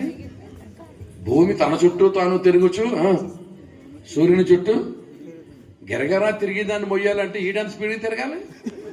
తిరిగితే తలకాయన పనిచేద్దా? నడుపుతుంటేనే తలపడి వచ్చేస్తుంటే. ఈ చెత్త అంతా నమ్ముతారండి. అసలు విషయం దేవుని బిడ్డలారా, ఇటువంటి మూఢనమ్మకాలు. మా మామగారు అంటే నాకు చాలా ఇష్టం. ఎంచేదంటే మా ఆవిడ ఒక్కతే కూతురు, సంపాదించినంత నాకే ఇచ్చేసాడు. అందుకని ఆయన అంటే నాకు ఇష్టం. ఆయన ఒకసారి అన్నాడు మా మామగారు, అల్లుడు ఇల్లు కడతాను, ప్లాన్ గీసుకో అన్నాడు. ఇదే మిక్కిలు అనుకూల సమయం అని 4 అంతస్తులు 3 అంతస్తులు గీశాను. మరి బుద్ధి వచ్చినప్పుడే సంఖ్య ఎక్కాలంట. 3 అంతస్తులు గీసానండి. క్యాష్ అయింది ముందు మన గీతే కదా, గీసాను. గీసి ఒక ఇంజనీర్ దగ్గర పట్టుకెళ్ళాను. ఆ ఇంజనీర్ అంతా చెక్ చేసి బ్రహ్మాండంగా ఉందండి ప్లాను అని చివరికి మాట అన్నాడు. చిన్న మిస్టేక్ ఉందండి అన్నాడు. ఏంటండి అన్నాను. వాస్తు లేదండి అన్నాడు. నేను అన్నాను, మీరు చిన్న మిస్టేక్ మాట్లాడతారండి అన్న. ఏంటండి అన్నాడు. ఇంటికి కావాల్సింది వాస్తు కాదండి, క్రీస్తు అండి అన్న. అది ఎక్కడ పెడతారండి అంటున్నాడు. ఆడిపించో అది ఈ సెల్ఫ్ అనుకున్నాడో లేదా శివదేవ్ అది ఏమనుకున్నాడో అది ఎక్కడ పెడతారంటున్నాడు. అంటే ట్రాఫిక్లో సరిగ్గా వినపడలేదు ఆయనకి. ఏమన్నారు మాస్టర్ గారు అన్నాడు. క్రీస్తు అండి అన్నాను. క్రీస్తు అయితే అక్కర్లేదండి అన్నాడు. ప్రియమైన వారలారా, వాస్తు దోషములు క్రీస్తు ప్రార్థనతో తొలగింపబడినని వాస్తు పండితులు అందరూ కలిపి స్టేట్మెంట్ ఇచ్చారు. వాస్తు దోషములు క్రీస్తు ప్రార్థనతో తొలగింపబడినాం. హల్లెలూయా. వాస్తునందెట్టి వాస్తవము లేదు, దిశలందసల పసలేదు, పట్టింపులందెట్టి పట్టు లేదయ్యా, విశ్వనాథుని బోధ వినురవేగమే. చెప్పండి ఆయన కదా. వాస్తునందెట్టి వాస్తవము లేదు, దిశలందసలు పసలేదు. ఈశాన్యం పెరిగిపోయింది, ఇది పెరిగిపోయింది, అన్నీ వట్టిదండి. యేసై తోడుగా ఉండాలి. దేవునికి స్తోత్రం చెప్పండి. వాస్తునందెట్టి వాస్తవము లేదు, దిశలందసలు పసలేదు, పట్టింపులందెట్టి పట్టు లేదయ్యా, విశ్వనాథుని బోధ. రోజులందుండు మోజుపోవలే, జాతకములందుండు జాడ్యమోడవలే, ఎదురులందుండు బెదురుపోవలే, సత్యమందు మనసు కుదురు పడవలే. సత్యమైనటువంటి క్రీస్తు మీద మనసు కుదురు పడాలి. ఈ ఎదురులు, ఈ వాస్తులు, ఈ మంచి రోజులు. అండ్ మా చర్చిలో ఒక అబ్బాయి వాళ్ళని పేరెంట్స్ని ఒప్పించి క్రైస్తవ పెళ్ళికి ఒప్పించాడు. చాలా కష్టపడి పోరాడి క్రైస్తవ పెళ్లి చేసుకుంటానని క్రైస్తవ పెళ్ళికి ఒప్పించాడు. పంతులు గారే డేట్ పెట్టాడు. పంతులు గారు అన్నారట, క్రైస్తవ పెళ్లి చేసుకుంటే చేసుకున్నావు కానీ 12 గంటల తర్వాత కనుక మంటపం మీద ఉన్నావా స్టేజ్ మీద నీ కొంప మండిపోద్ది అన్నాడట. 12 గంటల తర్వాత ఉన్నావా నీ కొంప మండిపోద్ది అంటే ఆయన వచ్చి నాతో అన్నాడు, అయ్యగారు మొత్తం మీద పోరాడి ఒప్పించాను, ఏం చేస్తారో తెలియదు, 12 గంటలు దింపేయండి అన్నాడు. ముందు పైకి ఎక్కరా తర్వాత చూద్దామన్నా. ఆడికి తెలియదు 12 గంటలకి మన పెళ్ళిళ్ళకి స్వరూపమైనను సొగసైన ఉండదు. 1 గంటకి స్వరూపం వస్తుంది, భోజనాల దగ్గర సొగసు వస్తుంది. ఆ సంగతి ఆడికి తెలియదు. 12 గంటలు దింపేయండి అంటున్నాడు ఆడు. 12 గంటలకి స్వరూపము సొగసు ఉండదురా మన పెళ్ళికి. అది మొత్తం మీద 2:30 దింపాను. ఏంటి ఇలా చేశారన్నాడు. అది అంతేరా, 15 ఏళ్ళు అయింది, మండిపోవడం లేదు, ఏమీ లేదు. దేవునికి స్తోత్రం కలుగునగా. హల్లెలూయా చెప్పండి గట్టిగా. హల్లెలూయా. కనుక ప్రియమైన దేవుని బిడ్డలారా, పిచ్చి పిచ్చివన్నీ నమ్ముతాం. ఇక్కడ ఆత్మ సాక్ష్యం చెబుతా ఉంది, ఇక్కడ నీరు సాక్ష్యం ఇస్తా ఉంది, ఇక్కడ రక్తం సాక్ష్యం ఇస్తా ఉంది, 1 కోట్ల ప్రజలు సాక్ష్యం ఇస్తా ఉన్నారు, సకల గ్రంథాలు సాక్ష్యం ఇస్తా ఉన్నాయి, చరిత్ర సాక్ష్యం ఇస్తా ఉంది, హిస్టారికల్ ఎవిడెన్సెస్ ఉన్నాయి, ఆర్కియలాజికల్ ఎవిడెన్సెస్ ఉన్నాయి. ఏమండి, వేగం వలె సాక్షి సమూహం ఉన్నారు. ఇంతమంది సాక్ష్యాలు చెబుతా ఉంటే ఏమీ నమ్మకుండా ఏ సాక్ష్యము లేనటువంటి దాన్ని నమ్ముతా ఉన్నామని రేపొద్దున నేరారోపణ చేస్తారు. దేవునికి స్తోత్రం కలుగునగా. హల్లెలూయా. కనుక ప్రియమైన దేవుని బిడ్డలారా, ఈ మధ్య ఒక అడ్వర్టైజ్మెంట్ వస్తూ ఉంది. ఏంటి తెలుసా? మనమందరము హిందువులము, గంగ తాలూకా బిందువులు. హిందువులు అందరూ ఎందులోంచి వచ్చారట?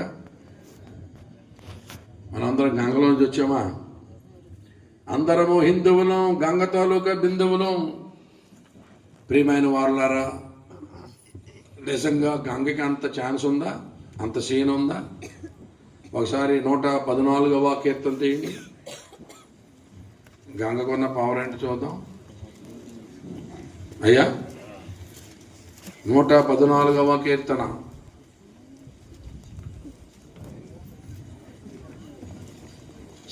లేఖనం ఏమి చెప్తుంది చూడండి.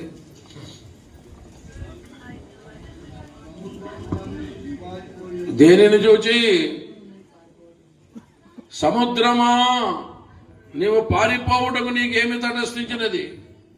యొర్దాను నువ్వు వెనుకకు మల్లుటకు నీకేమి తటస్థించినది? చూసారా, సముద్రము దానిని చూచి, సముద్రము అంటే గంగ ఎవరిని చూసి పారిపోయిందట? జీవము గల దేవుని సంఘం ఐగుప్తులోంచి వస్తుంది నాయకత్వంలో, మోషే నాయకత్వంలో. ఇశ్రాయేలీలు వస్తూ ఉంటే గంగమ్మ కచ్చా బిగించుకున్న రన్నింగ్, పరుగో పరుగు. అది దేవుని సంఘాన్ని చూసి ఆవిడ పారిపోతుంటే, ఏమండి మనమందరము హిందువులం, గంగ తాలూకా. ఇంకా చెప్పాలంటే యేసుప్రభు నీటి మీద నడిచాడు. నీటి మీద నడిచాడంటే అర్థం ఏంటి? Jesus was walking on Gangamma. Jesus was walking on Gangamma మీద యేసయ్య నడిచాడు. గంగమ్మ వెనక పారిపోతా ఉంది. దేవుని బిడ్డ, ఇవన్నీ కూడా సాక్ష్యాధారాలు లేనివి నమ్ముతూ ఉన్నారు.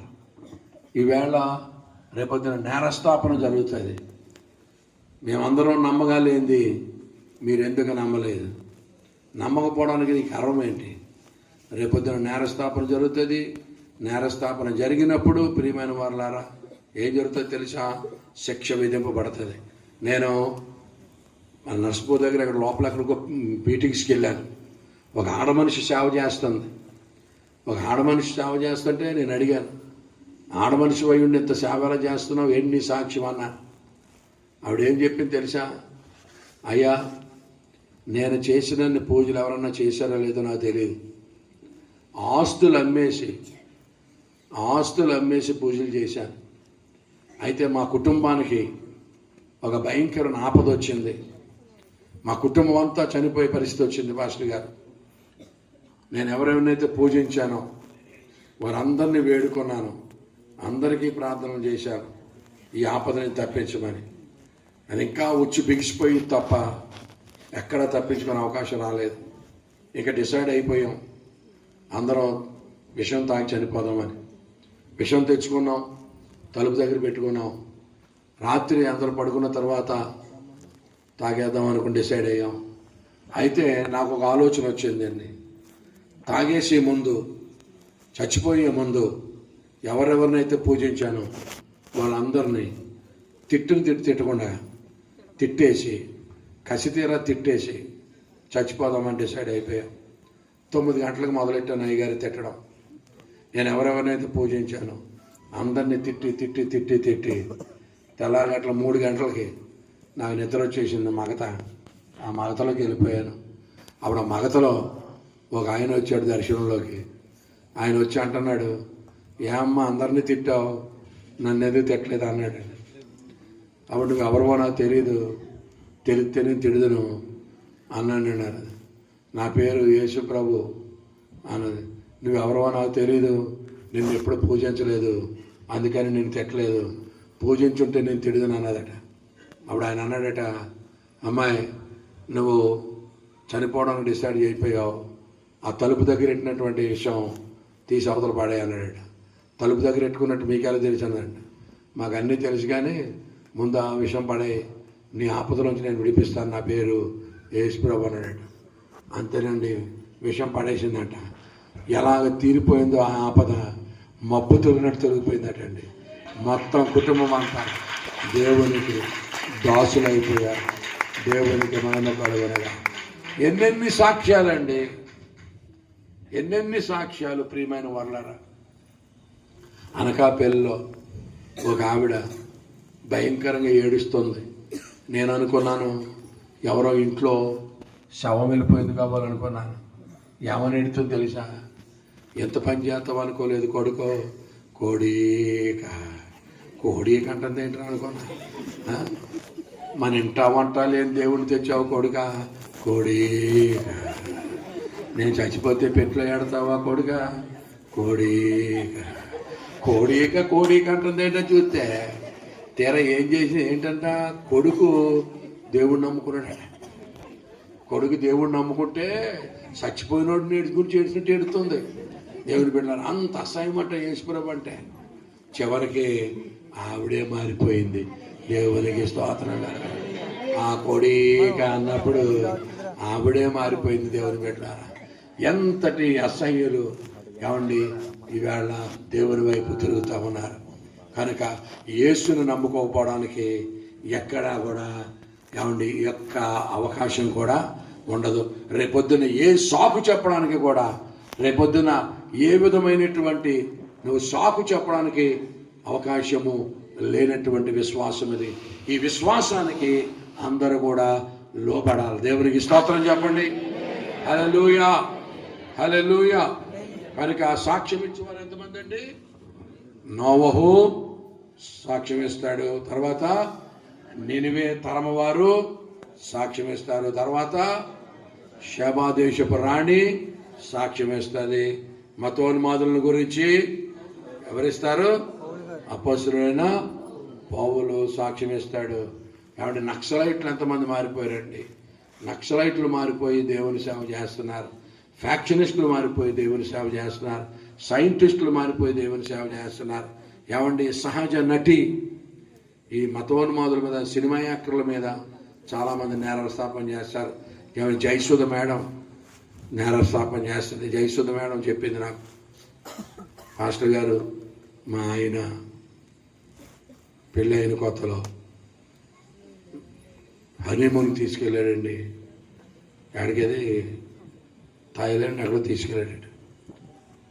అక్కడికి తీసుకెళ్ళి నీళ్లు సముద్రంలోకి వెళ్దాం రమ్మన్నాడు. నాకు సముద్రం అంటే భయం. కే పాల్ గారు ఒకసారి మేడం గారిని తీసుకొచ్చారు, జయసుధ మేడం గారిని. కే పాల్ గారు చిన్నపిల్లల ఆపరేషన్ కోసం తీసుకొస్తే అప్పుడు ఆవిడతో మేము అక్కడ ఉన్నాం కూడా. అప్పుడు ఆవిడ షేర్ చేసుకున్నారు ఈ వాటిలో మాత్రం. సముద్రం మధ్యలోకి వెళ్ళిపోయిన వరకుండి ప్రమాదం జరిగింది, వదిలేశారండి. అయిగా మీకు అబద్ధం, నాకు నిజం. సముద్రం నడిపధ్యలో పడిపోయాను. ఒక్క కేకేసేసరికి ప్రభు వచ్చి నన్ను పైకి లేవనెత్తాడు. నేను పడిపోయినట్టు కూడా మా ఆయన తెలుసుకోలేదు. ఆయన మాట్లాడుకుంటూ వెళ్ళిపోతున్నాడు. ఎంతకేమో అందా నాకు తిరిగితే లేనట. మళ్ళీ తిరిగి స్పీడ్గా వచ్చాడండి. నువ్వు ఎప్పుడు పడిపోయావు? నీకు ఎంత ఈత రాదు కదా, ఎలా ఉన్నావే అంటే అదిగో ప్రభు హస్తం నన్ను ఎత్తిపెట్టిందని చెప్పానండి. ఆవిడ అన్నదండి, ప్రియులారా, ఎంత నడి సముద్రమైనా రక్షించాలంటే యేసు ప్రభు తర్వాత దేవునికి స్తోత్రం. ఇంకా ఆయనలాగా కాపాడేవాడు ఒకడు నేను ప్రాక్టికల్గా అనిపించాను. నడి సముద్రంలోకి వచ్చేసాడు ప్రభు. రక్షించాలంటే ఆయన తర్వాతే. ప్రియులారా, నిజంగా ఎటువంటి ఆపదైనా కాపాడాలంటే మన దేవుని తర్వాతే. నన్ను ఒకసారి కాకినాడలో మీటింగ్స్లో ఉన్నాను, హిందూయిజం మీద మాట్లాడుతున్నా. పెద్ద ముఠా వచ్చేసిందండి. కొట్టేయడానికి వచ్చేసారు. కర్రలట్టును కొట్టేయడానికి వచ్చి మీటింగ్ మధ్యలో ఎవడో అన్నాడంట, కొట్టే ముందు లైట్లు ఆపేసి కొట్టేద్దాం. లైట్లు ఆపితే నేను కనపడతానా? ఏడు రాడు అన్నాడు. ఎత్తిపోవడం ఎదలని వచ్చేసాను. దేవునికి స్తోత్రం కలుగును. ఏమండి, మనం పట్టడానికి వచ్చినట్టు పెద్ద లైట్ తెచ్చుకోవాలి కదా, రెండు లైట్ ఆడిపెట్టాడా? ఇలా రంగా మెరిచిపోతున్నామా? ఆ మాత్రం తెలివితేటలు లేవా? ఎలా ఓకే లైట్లు ఆడిపేసి కొడతాడా? దేవుడే ఇచ్చుంటాడు తలంపు. ప్రభు నన్ను రక్షించాడు. దేవునికి స్తోత్రం కలుగును. ఇలా చెప్పండి, రక్షించాలంటే ఎవరి తర్వాత? చాలాసార్లు రక్షించాడు నన్ను దేవుడు. ఒకసారి నేను విశాఖపట్నంలో బైబిల్ కాలేజ్ పెడదామని ఒక 5 ఎకరాలు స్థలం కొన్నాను. ఆ కొలతలు వేస్తున్నావు రండి పాస్టర్ గారు అన్నారు తోటలో. నేను మీటింగ్స్లో నుంచి వెళ్ళాను. ఎప్పుడు మీటింగుల్లో ఉంటాం కదా, నిద్ర ఉండదు. ఆ తోటలోకి వెళ్ళిపోయాను. ఒక గేదె కట్టేసి ఉంది, పెద్ద గేదె కొమ్ములు వేసుకుంది. దాని ఎదురుగుండా కూర్చేసి కూర్చొని పడుకున్నాను, నిద్ర అవుతున్నాను. ఆ గేదెకు ఒక పిచ్చ ఉందంట. దాని ప్యాంటు చొక్కా వేసుకుని చూస్తే మెంటలు వచ్చేద్దాడు. ఆ సంగతి నాకు తెలియదు. పైగా అది వారం రోజుల క్రితమే ఈనిందంట. ఈనితే దాని పిల్లని కోతులు కరిచేసినాయి అంట. ఈ రెండింటి మీద మంట మీద ఉందో నాకు తెలియదు.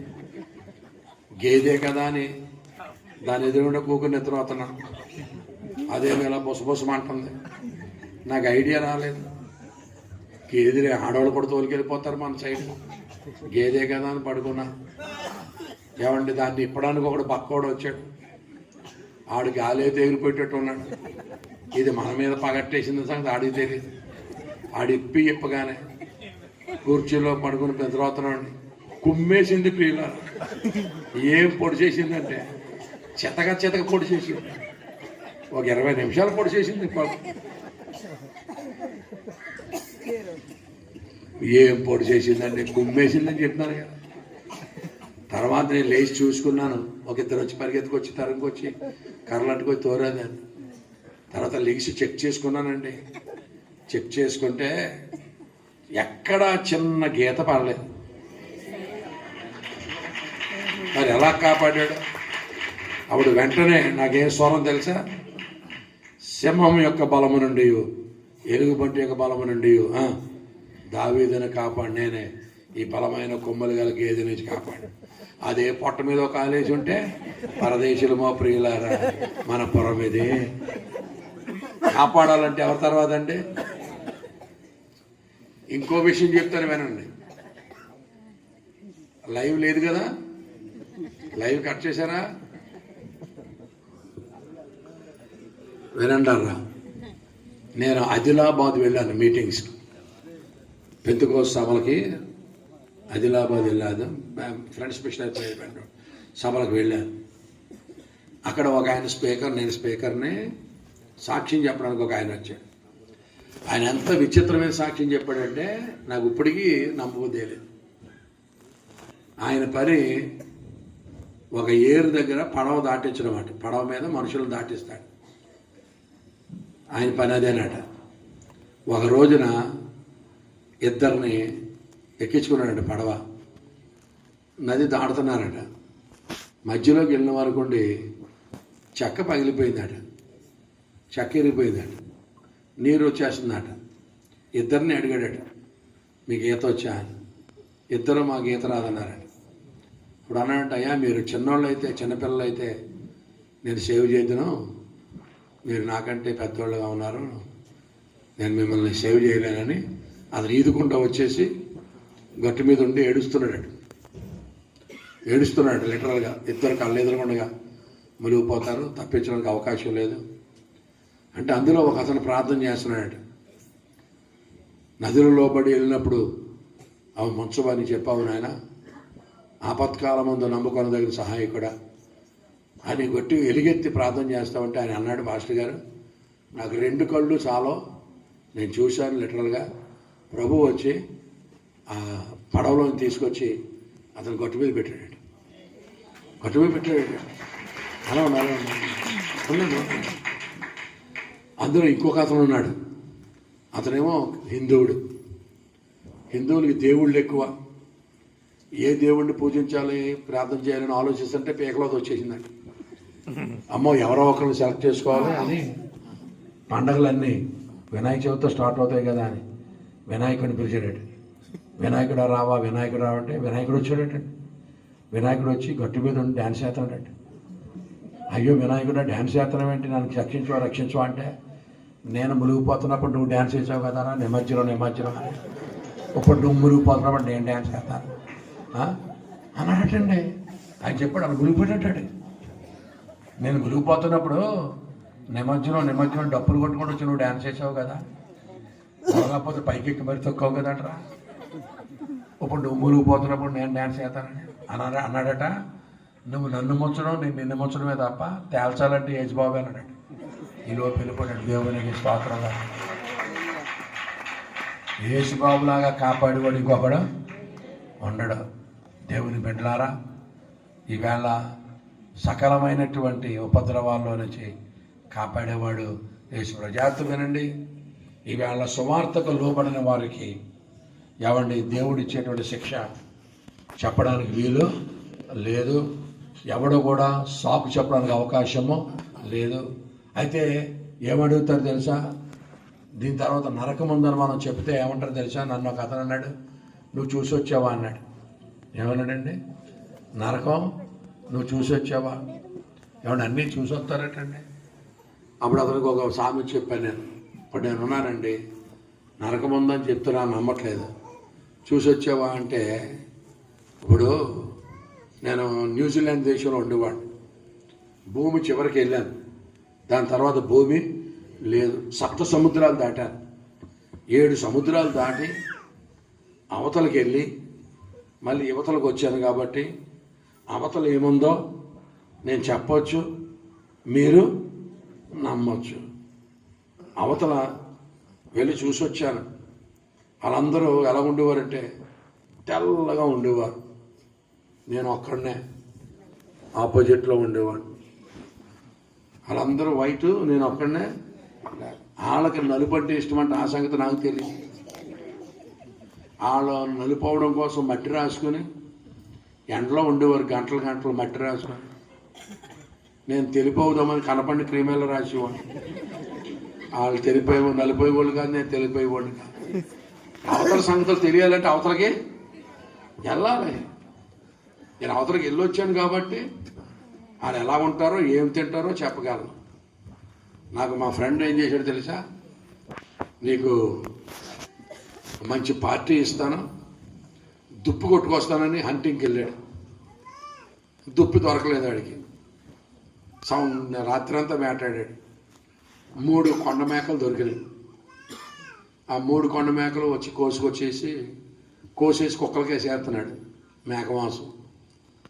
అలా చూస్తూ ఉంటే నా ప్రాణం ఉసూరు మనిపోతుంది. కేజీలు మటన్ కుక్కలకి వేస్తుంటే ఎలా ఉంటుంది? ఇదేంటి ప్రభు ఎలా కుక్కలకి వేసేస్తాడు? మా ఊరిలో అని దుమ్ములేకిన బసరేకినంటే ఎవడంటాడు అని మా మైకిల్తో అన్నాను, Michael why are throwing the meat to the dogs అన్నాను. అన్నాడు, ఇక్కడ మేకలు కుక్కలే తింటాయి, మేక మాంసం కుక్కలే తింటాయి, మనుషులు తినరా అన్నాడు. నాకు పొరపాడైపోయింది. నేను తింటానున్నాను. నేను మా మేక మాంసం తింటానని అన్నానని ఆడు నవ్వలేక కిందడిపోయాడు. మంచం మంచి ఇది బల్ల మీద కూర్చొని కోరుతున్నాడు. ఆడు అన్నాడు, నువ్వు మేక మాంసం తింటావని తెలిస్తే నిన్నెవడో ప్రసంగాన్ని పిలవడం, నీకెవడో షేక్ హ్యాండ్ ఎవడు, నీతో ఎవడో మాట్లాడు, ఆ పని చేయక అన్నాడు. నేనన్నాను, తినేసి ముడిసిలే మెళ్ళ వేసుకుంటాం వెంటనే మేక మాంసం తిన్నట్టు ఎవడో తెలుస్తుంది అదవా, నోరు మూసుకున్న 3 మేకలు అలా ఉంచు, అసలు ముట్టుకోవద్దు, నేను తింటానన్నా. ఆ 3 మేకల్ని పట్టుకెళ్ళి మన విజయవాడలో అక్కడ ఉన్నారు, నలిని, ఎమిలి, జసింత అక్క అని 3 ఉన్నారు. ఆ 3 అక్కలకి 3 మేకలు ఇచ్చేసాను.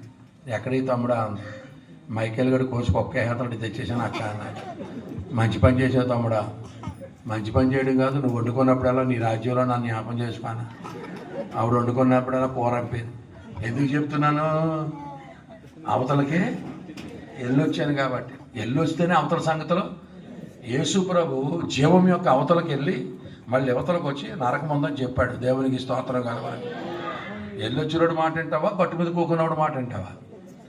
జీవం యొక్క అవతలకి వెళ్ళి మళ్ళీ అవతలకు వచ్చి నరకం ఉంది జాగ్రత్త అన్నాడు.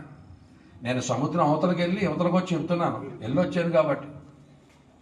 అక్కడ మైకేల్ అని నా ఫ్రెండ్ కొడుకుండేవాడు, చిన్న పిల్లోడు. పొద్దున్నే వాళ్ళ అమ్మ దగ్గర నుంచి వచ్చి నా దగ్గర పడుకున్నాడు కాసేపు. ఆడు నల్లగా ఉన్నవాళ్ళు ఎప్పుడు చూసుంటాడు, చిన్నపిల్లడు కదా. ఈ మనిషి ఇంత పెయింటింగ్ వేసుకున్నాడని ఇలా రాసి చూసేవాడు నన్ను. నేను అనేవాడిని, ఇది పెయింట్ కాదు, ఇది అన్నటికీ పోక అట్లా ఉండవలసిందే, పడుకోరా అనేవాడిని. ఎందుకు చెప్తున్నాను? సెపరేట్ అండి, అవతలకే వెళ్ళి రావాలి. అక్కడ ఆడవాళ్ళు నన్ను ప్రశ్న అడిగారు, మీ దేశపు భాషలో, మీ తెలుగు భాషలో ఓ పాటను ఏర్పడి మాకు అన్నారు. యూత్ అమ్మాయిలు పాడతాము ఫంక్షన్లో అన్నారు. నాకు ఫంక్షన్ చేయడానికి నేను కష్టపడి 10 రోజులు వాళ్ళకి ట్రైనింగ్ ఇచ్చాను. పాట నేర్పాను. యుగ యుగాలలో, తరతరాలలో, జగ జగాలలో యేసే దేవుడు అని పాట నేర్పితే తీరా పాడమన్నప్పుడు ఎలా పాడతా తెలిసాడు? యుగ యుగాల్లో, తరతరాల్లో ఎస్ఐ దేవుడు, ఎస్ఐ దేవుడు. నేను అన్నాను, మరి సిఐ ఏమవుతాడే, డిఎస్పి ఏమవుతాడు? ఎస్ఐ దేవుడా. యుగ యుగాల్లో, తరతరాల్లో ఎస్ఐ దేవుడు, ఎస్ఐ దేవుడు. ఎందుకు చెప్తున్నాను? ఆ ఒక్క మాట చెప్పండి, ఏం చెప్తున్నాను? వెళ్ళి వచ్చాను కాబట్టి అవతలకి వాళ్ళు ఏం తింటారో, ఎలా మాట్లాడతారో, వాళ్ళ పద్ధతి ఏంటో దేవుని బిడ్డలారా, అక్కడ జసిత్ అక్కన కదా విజయవాడ, ఆవిడ కూతురు పుట్టింది. కూతురు పుట్టిన వరకు అప్పుడుదా బాణం, తర్వాత బెంగట్ వేసుకుంది. ఆవిడ బెంగట్ వేసుకొని ఏమని తెలుసా, ఇదే మా అమ్మాయిని మా ఊళ్ళో అయితే అందరూ బుజ్జి తల్లి చిన్న తల్లి అని ఆడిందరు, ఇక్కడ ఎవడో బుజ్జి తల్లి అంటలేదు చిన్న తల్లి అంటలేదని అలా ఆయనతో గొడవాడి మా పాపని బుజ్జి తల్లి చిన్న తల్లి అంటేనే పుట్టుకోలేదు మాట్లాడొద్దు అంటే ఆడ ద్వారా ఆడికేం తెలుగు రాదు. ఒకసారి నేను ఇంటికి వెళ్ళేసరికి ఆ పిల్లని అట్టు కట్టుకుని ఆ కూతుర్ని అట్టు అన్నాడు, బొజాటాలలో కనాటాలలో ఓ చిన్నాటాలలో అన్నాడు. ఏంటన్నాడు అక్క అంటే, వీడు బుజ్జి తల్లి అనమంటే ఎలా అంటున్నాడు తమ్ముడా, బొజాటాలలో కనాటాలలో చిన్నాటాలలో. ఎందుకు చెప్తున్నాను చెప్పలేటారా, అవతలకి వెళ్ళొస్తే యువతల సంగతులు తెలుస్తాయి, అంతేగాని ఇల్లు రాకుండా ఏదో కబుర్లు చెప్పకూడదు. నువ్వు చూసి వచ్చావా, ఏసై చూసి వచ్చాడు, హల్లెలూయా, దేవునికి స్తోత్రం కలుగునుగా. ఇంకా దారుణమైన సంగతి ఏంటి తెలుసా, అక్కడ దొరసానావిడ తెలుగు నేర్చుకుని తెలుగు వాళ్ళకి బైబిల్ చెప్తుంది. అక్కడ ఏకాలు నేర్చుకుందో తెలుగు నేర్చుకుందంట. నేను వెళ్ళేసరికి వాక్యం చెప్తుంది తెలుగు వాళ్ళకి. ఏమంటుంది తెలుసా, ఓ పబునందు పీలరా 2 కొరింథీయులు 8వ అధ్యాయము, 2 కొరింథీయులు 7వ అధ్యాయానికి 2 కొరింథీయులు 8వ అధ్యాయము, ఓ నీటి మంటులారా మాంసం పకోడి అంటుంది. మరి బైబిల్లో మాంసం పకోడి అక్కడ ఉందా బాబు, మాకు తెలియదు. నీటి మంటులారా మోసపోకూడదు అంటానికి, ఓ నీటి మంటులారా మాంసం పకోడి. 2 కొరింథీయులు 8వ అధ్యాయమా, 2 కొరింథీయులు 7వ అధ్యాయానికి వచ్చిన తెప్పలో 2 కొరింథీయులు 8వ అధ్యాయం, ఓ నీటి మంటులారా మాంసం పకోడి. దేవుని బిడ్డలారా, ఎందుకు చెప్తున్నాను, ఆ ఒక్క మొక్క చెప్పాలి, మీరు ఎందుకు చెప్తున్నాను, వెళ్ళొచ్చాను కాబట్టి. యేసయ్య జీవం యొక్క ఆవల ఒడ్డుకి వెళ్ళి మళ్ళీ యువతలకి వచ్చి నరకముందరని చెప్పాడు. నోరు మూసుకొని వెళ్ళొచ్చినాడు మాట ఏనండి, గొట్ట మీద కూకొని గెస్ చేసినాడు మాట వినొద్దు. నరకముందు దేవునికి స్తోత్రం కలుగునగా. ఎవరు నరక ప్రాప్తులు కాకూడదని దేవుని యొక్క సంకల్పం. ఒక్క పాపి కూడా నశించడానికి ఇష్టము లేనటువంటి వాడు యేసయ్య. కనుక రక్షించాలన్న ఆయన, తర్వాతే విమోచించాలన్న ఆయన, తర్వాతే కాపాడాలని ఆయన, తర్వాతే దేవుని బిడ్డలారా నీటి మీద నడిచినటువంటి వాడు. తాడు బొమ్మడు లేనివన్నీ నమ్ముతున్నాం. ఇన్ని సాక్ష్యాధారాలు ఉన్నటువంటి సువార్తను నమ్మకపోవడానికి ఎవరికి మిషన్ లేదని దేవుని యొక్క వాక్యం సెలవిస్తూ ఉంది. కనుక ప్రియమైన వారులారా, నమ్మిన మనము నమ్మని వారి మీద నేరస్థాపన చేయబోతున్నాం.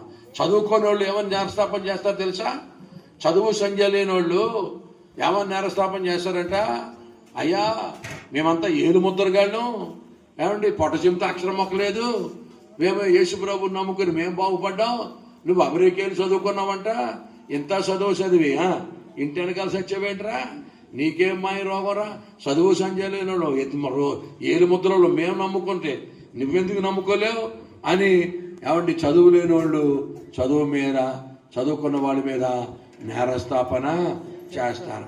మెట్టుకు ప్రియమైన వారలారా, యేసు క్రీస్తునందరి విశ్వాసము ఉంచినటువంటి వారు యేసు క్రీస్తునందరి విశ్వాసం ఉంచని వారి మీద నేరస్థాపన చేస్తారు. దేవునికి స్తోత్రం కలుగునుగాక.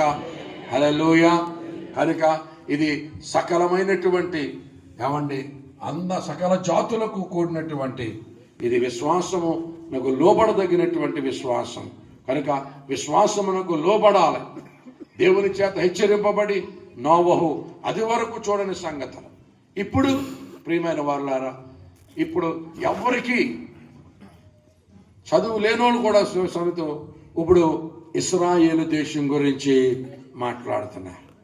ఏ దేశం గురించి అండి? అలా చెప్పొచ్చు, టైం ఉందా? ఇశ్రాయేలు దేశం ఉంది. ఇప్పుడు న్యూస్ అంతా కూడా ఇశ్రాయేల్. ఈ ఇశ్రాయేలు దేశం వినండి, ఎవరు ఈ యూదులు? ఏంటి దేశం యొక్క గొప్పతనం ఏంటి? ప్రపంచ దేశాలన్నీ ఏకమైన ఈ దేశాన్ని జయించలేరట. వీళ్ళున్నది జనాభా ఎంత? వీళ్ళ జనాభా ఎంత అండి? 96 లక్షలు. కోటి మంది ప్రజలు కూడా లేరు. 6-7 దేశాలు కలిసి ఒకేసారి దండయాత్ర చేసినా కొట్టేస్తున్నారు. ఏమిటి ఇస్రాయేల్ దేశం అని ఇప్పుడు ప్రతి వారు కూడా ఆలోచన చేస్తున్నారు. ఈ ఇస్రాయేల్ దేశం గురించి ఆలోచన చేస్తే దేవుని గురించినటువంటి జ్ఞానం కలుగుతుంది. ఈ ఇస్రాయేలీలు ఎవరో తెలుసుకుంటే, ఏమండి, ఇస్రాయేలు దేశం యొక్క పాత్ర ఏంటో తెలుసుకుంటే, ఇవాళ నోబెల్ ప్రైజ్ విన్నర్స్ మన దేశం ఉందా? 150 కోట్లు ఎంతవరకు వచ్చేసింది ఇంచుమించు. నోబెల్ ప్రైజెస్ మనకు 5, 6, 4. ఇస్రాయేల్ దేశం నోబెల్ ప్రైజ్ విన్నర్స్ 200 మంది పైన. ఉన్న 1,96 లక్షల మంది. ఏమండి, కొన్ని వేల సంవత్సరాలు ప్రపంచ దేశాలన్నింటిలో చెదిరిపోయారు. 1900 సంవత్సరాలు చెదిరిపోయిన తర్వాత దేవుడు వాగ్దానం చేశాడు, మిమ్మల్ని ప్రపంచ దేశాలన్నింటిలోనికి చెదరగొట్టి మరలా మీ దేశానికి నేను మిమ్మల్ని అందరినీ సమకూరుస్తాను. సమకూర్చిన తర్వాత మరలా ఆ దేశంలో మిమ్మల్ని నాటుతాను. ఆ దేశంలోంచి మిమ్మల్ని ఇంకెవడో పెళ్ళగించలేరు అన్నాడు. 1900 సంవత్సరాల తర్వాత ఏమంటే వాళ్ళందరినీ 1948లో వాళ్ళందరినీ తీసుకొచ్చి ఇస్రాయేల్ దేశంలో నాటాడు. ఏమండి, స్థాపించి ఎలాగ ఎస్టాబ్లిష్ అయ్యారు? 6 దేశాలు ఒకేసారి యుద్ధం ప్రకటించినాయి. 6 దేశాలను 6 రోజుల్లో కొట్టేశారు. ప్రపంచానికి కళ్ళు చెదిరిపోయినాయి. 6 దేశాలు ఒకేసారి యుద్ధం చేస్తే 6 దేశాలని 6 రోజుల్లో కొట్టేయడం ఏమిటి? అసలు వీళ్ళు ఎవరు అంటే, అసలు వీళ్ళే యుద్ధం చేస్తున్నారా అంటే, వీళ్ళు దేవుడు యుద్ధము చేస్తున్నారు. ఆయన యుద్ధశూరుడు. ఆయన యుద్ధశూరుడు అండి. ఈవేళ ఇస్రాయేల్ దేశం గురించి ఆలోచన చేస్తే, ఓ దేవుడు అబ్రహాం అని ఒక అతన్ని పిలిచాడట. అతనికి వృద్ధాప్యములో ఒక కుమారుణ్ణి ఇచ్చాడట. ఈ కానాను ప్రాంతం అంతటిని నేను నీకు ఇస్తానని వాగ్దానం చేశాడట. వాగ్దానం చేసిన తర్వాత ఇస్సాకు అనే కుమారుని వృద్ధాప్యంలో ఇచ్చాడట. అంతకంటే ముందు ఇష్మాయేలు పుట్టాడట. ఈ ఇష్మాయేలీలే 12 రాజులట. ఈ ఇస్సాకు అనేటువంటి వాడు ఒక్కడే ఇస్రాయేల్ దేశం అట. ఇదంతా వాళ్ళ దేవుడట. మీరు విగ్రహారాధన కానీ అన్య దేవతలు కానీ పూజించడం ప్రారంభిస్తే ప్రపంచ దేశాలన్నింటినీ చెదరగొట్టేస్తానట. అలాగనే సకల ప్రపంచ దేశాల్లో చెదిరిపోయారట. మళ్ళా 1900 సంవత్సరాల తర్వాత ఈ లోప భూభాగాన్ని అంతటిని కూడా ఎవరో ఆక్యుపై చేసుకున్నారట. ఆక్యుపై చేసుకుంటే ఇన్ని వేల సంవత్సరాల నుంచి మేము అంటున్నాం కనుక మాది అంటున్నారట. అంతకంటే ముందు మాది అంటున్నారంటే వీళ్ళు. మా మొదటి రాజు సౌలు, దాని తర్వాత రాజు దావీదు, దాని తర్వాత మాకు సొలొమోను, దాని తర్వాత మాకు రెహబాము దినాల్లో మేము యోధాగాను ఇశ్రాయేల్గా విడిపోయాం. ఇలాగ మా రాజులు స్థాపించారు, దీన్ని రాజులు పరిపాలించారు. మాకు కావలసినంత హిస్టరీ ఉంది. ఇదిగో మాకు దేవుడు భూభాగం కొలిసి మరి అప్పగించాడు. బౌండరీస్ కూడా మాకు చెప్పాడు. ఇది మాది, లెగిస్తారా లేవరా అంటే మేము అప్పటికే 1000 సంవత్సరాల పైనుంచి ఉంటున్నాం, వెళ్ళరా అంటున్నారు. మొత్తం మీద ఎంత తీసుకొని దేవుడు నాటాడట. ఈ ఇశ్రాయేలుని కూడా దేవుడు ఎందుకు ఏర్పాటు చేసుకున్నాడంటే, లోకానికి ఒక రక్షకుడిని ఇవ్వడానికి. ఎవరండి? లోకానికి ఒక రక్షకుడిని ఇవ్వడానికి ఒక జాతిని ఏర్పాటు చేసుకున్నాడట. ఆ జాతి పేరే ఇశ్రాయేలు దేశమట, ఇశ్రాయేలు ప్రజలట. యాకోబు అనేటువంటి వాడిని ఆయన ఇశ్రాయేలుగా మార్చాడట. యాకోబు అనేటువంటి వాడు యెహోవాతో యుద్ధం చేశాడట, పెరుగులాడాడట. పెరుగులాడితే అక్కడ దేవుడు అతను ఇశ్రాయేలుగా మార్చాడట. అదట ఇశ్రాయేలు దేశం. వాళ్ళ దేవుడు యుద్ధశూరుడట. అంచె దినాల్లో ఇశ్రాయేలు దేశము రాజ్యములన్నిటికీ శిరస్సుగా ఉండబోతుందట. భూరాజ్యములన్నింటినీ కూడా ఇశ్రాయేలు పరిపాలించబోతుందట అని ఇప్పుడు దేవుని బిడ్డలారా, ఈ యొక్క రాజకీయ పరిస్థితులు, ప్రపంచ పరిస్థితులు కనుక ఆలోచన చేస్తే ఖచ్చితంగా దేవుని గురించిన జ్ఞానం కలగడానికి అవకాశం ఉంది. దేవునికి స్తోత్రం కలుగునగా. యెహోవా దేవుడు, ఆ యెహోవా దేవుని ఇశ్రాయేలు నమ్మలేదట. ఆయన తన కుమారుని పంపిస్తే వాళ్ళు సిలువ వేశారట. సిలువ వేసే ముందు ఏమన్నారంటే, ఆయన రక్తము మా మీదను మా పిల్లల మీద ఉండుగా కానీ వాళ్ళే పలికారట. ఆ రక్తాపరాధం వీళ్ళు కొన్ని వందల సంవత్సరాలు, ఇంచుమించు 2000 సంవత్సరాలు ఈ రక్తాపరాధం అనుభవించారట. మరలా రక్తాపరాధం తీరిపోయిన తర్వాత దేవుడు వాళ్ళని సమకూర్చాడట. ఇదట ఇశ్రాయేల్ దేశ సంగతి. అక్కడి నుంచే యేసు అనే లోకరక్షకుడు వచ్చాడట. ఆ లోకరక్షకుడు సువార్త ప్రారంభించాడట. 12 మంది శిష్యుల్ని ఏర్పాటు చేసుకున్నాడట. ఆ 12 మంది శిష్యుల్లో ఒకతను భారతదేశం వచ్చాడట. అతని పేరే తోమాట. ఆయన దినాల్లో భూమి మీద అంతము లేని రాజ్యం పరిపాలిస్తుందని చెప్పాడట. అంతము లేని రాజ్యం స్టార్ట్ అవుతుందనట. కనుక యేసుక్రీస్తు యొక్క రాజ్యము భూమి అందంతా ఉంది. అదే సువార్తట. ఈ దినాల్లో దేవుని బిడ్డలారా, ఏమాత్రం ఇంగితం ఉన్న వాళ్ళైనా, ఏమండి, యెహోవా దేవుని యొక్క ఉనికి, ఆయన యొక్క ఉద్దేశము, ప్రభువైన యేసుక్రీస్తునికి వచ్చిన జ్ఞానము పొందుకోవడానికి అంచె దినాల్లో అవకాశం ఉంది. దేవునికి స్తోత్రం కలుగునగా. హల్లెలూయా చెప్పండి గట్టిగా. ఈవేళ ఇశ్రాయేలు దేశం యొక్క స్టడీ చేస్తే ఇశ్రాయేలు దేశం ఎలా ప్రారంభమైంది? చాలా మంది పండితులు మాట్లాడుతూ ఉంటారు, చాలా మంది జర్నలిస్టులు మాట్లాడుతూ ఉంటారు, చాలా మంది అనలిస్టులు మాట్లాడుతూ ఉంటారు. కానీ వీళ్ళెవరూ కూడా బైబిల్ దగ్గరికి రారు. బైబిల్ దగ్గరికి వస్తే ఇశ్రాయేల్ దేశం యొక్క చరిత్ర తెలుస్తుంది, యూదుల యొక్క చరిత్ర ఏంటో తెలుస్తుంది, వాళ్ళ యొక్క పూర్వీకులు ఎవరో తెలుస్తారు. ఈ యూదులు అన్నవాళ్ళు 430 సంవత్సరాలు, 4 తరాలు అబ్రహాం యొక్క సంతానం ఐగుప్తులో దాస్యంలో ఉంటారని చెప్పాడు.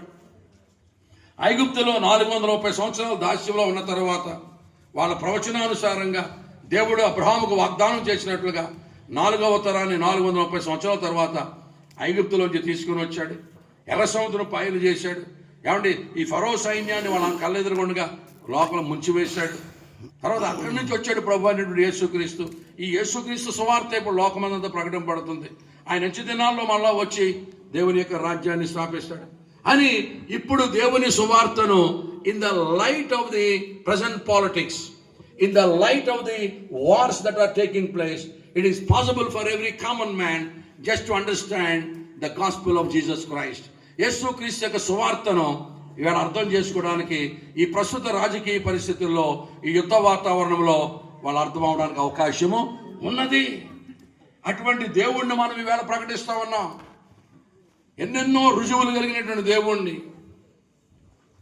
దేవుని బిడ్డలారా, మరి రాముని గురించి ఉనికి తెలిస్తే మనకి రాముని యొక్క ఉనికిని గురించి, రాముడు పరిపాలించినట్టు చూపించడానికి ఎన్నో ప్రయత్నాలు చేస్తున్నారు. ఏమండి, చరిత్రకారులకి ఒక్క రుజువు కూడా ఇప్పటికి ఇంకా దొరకలేదు. ప్రయత్నం చేస్తున్నారు, హిస్టోరియన్స్ ప్రయత్నం చేస్తున్నారు, ఏమండి, ఆర్కియాలజిస్టులు ప్రయత్నం చేస్తున్నారు. రాముని యొక్క చరిత్ర, రాముడు పరిపాలించాడనడానికి రకరకాల రుజువులు కూడా ట్రై చేస్తూ దొరకట్లా. లేడని మనం చెప్పట్లా. మరి ఆ మాత్రం రుజువులు లేని వాళ్ళని నమ్ముతున్నవే. మరి ఇన్ని రుజువులు ఉన్నటువంటి వాళ్ళని నమ్మకపోవడం గల కారణం ఏంటి? ఎన్ని రకాలైనటువంటి రుజువులు ఉన్నాయి. ఈవేళ ప్రస్తుత రాజకీయ పరిస్థితులు చూస్తూ ఉంటే రేపు పొద్దున్న దశరాజ్య కూటం రాబోతా ఉంది. ఆ దశరాజ్య కూటం వచ్చే లోపు యెరూషలేం దేవాలయం కడతారు. ఏమండి, యెరూషలేం దేవాలయం కట్టిన తర్వాత మరలా అహరోను యొక్క యాజకత్వం స్టార్ట్ అవుతుంది. అప్పుడు పూజలు జరుగుతూ ఉండగా దశరాజ్య కూటమిలో ఒక అతను వచ్చి యెరూషలేం దేవాలయంలో కూర్చుంటాడు. కూర్చున్న తర్వాత అతడు నేనే దేవుడిని, అన్ని దేశాల్లో ఉన్న దేవుడిని ఆ టెంపుల్స్ అన్ని క్లోజ్ చేస్తాడు. అతను వచ్చి లోపల కూర్చున్న తర్వాత కరెక్ట్గా 42 నెలలకి ప్రభువు వస్తాడు. ఇవాళ దశరాజ్య కూటమి ఏర్పడడానికి సిద్ధంగా ఉంది. అమెరికా పతనం అయిపోద్ది, ఏమంటే రష్యా పతనం అయిపోద్ది, జర్మనీ పతనం అయిపోద్ది, లిబియా పతనం అయిపోద్ది, చైనా పతనం అయిపోద్ది. అరబ్ దేశాల్లో కొంచెం డబ్బు ఉంటుంది. అరబ్ దేశాల్లో ఒకడు సిరియా రాజు ప్రపంచ నియంత అవుతాడు. వాడు వచ్చి అబద్ధ క్రీస్తుగా ఉంటాడు.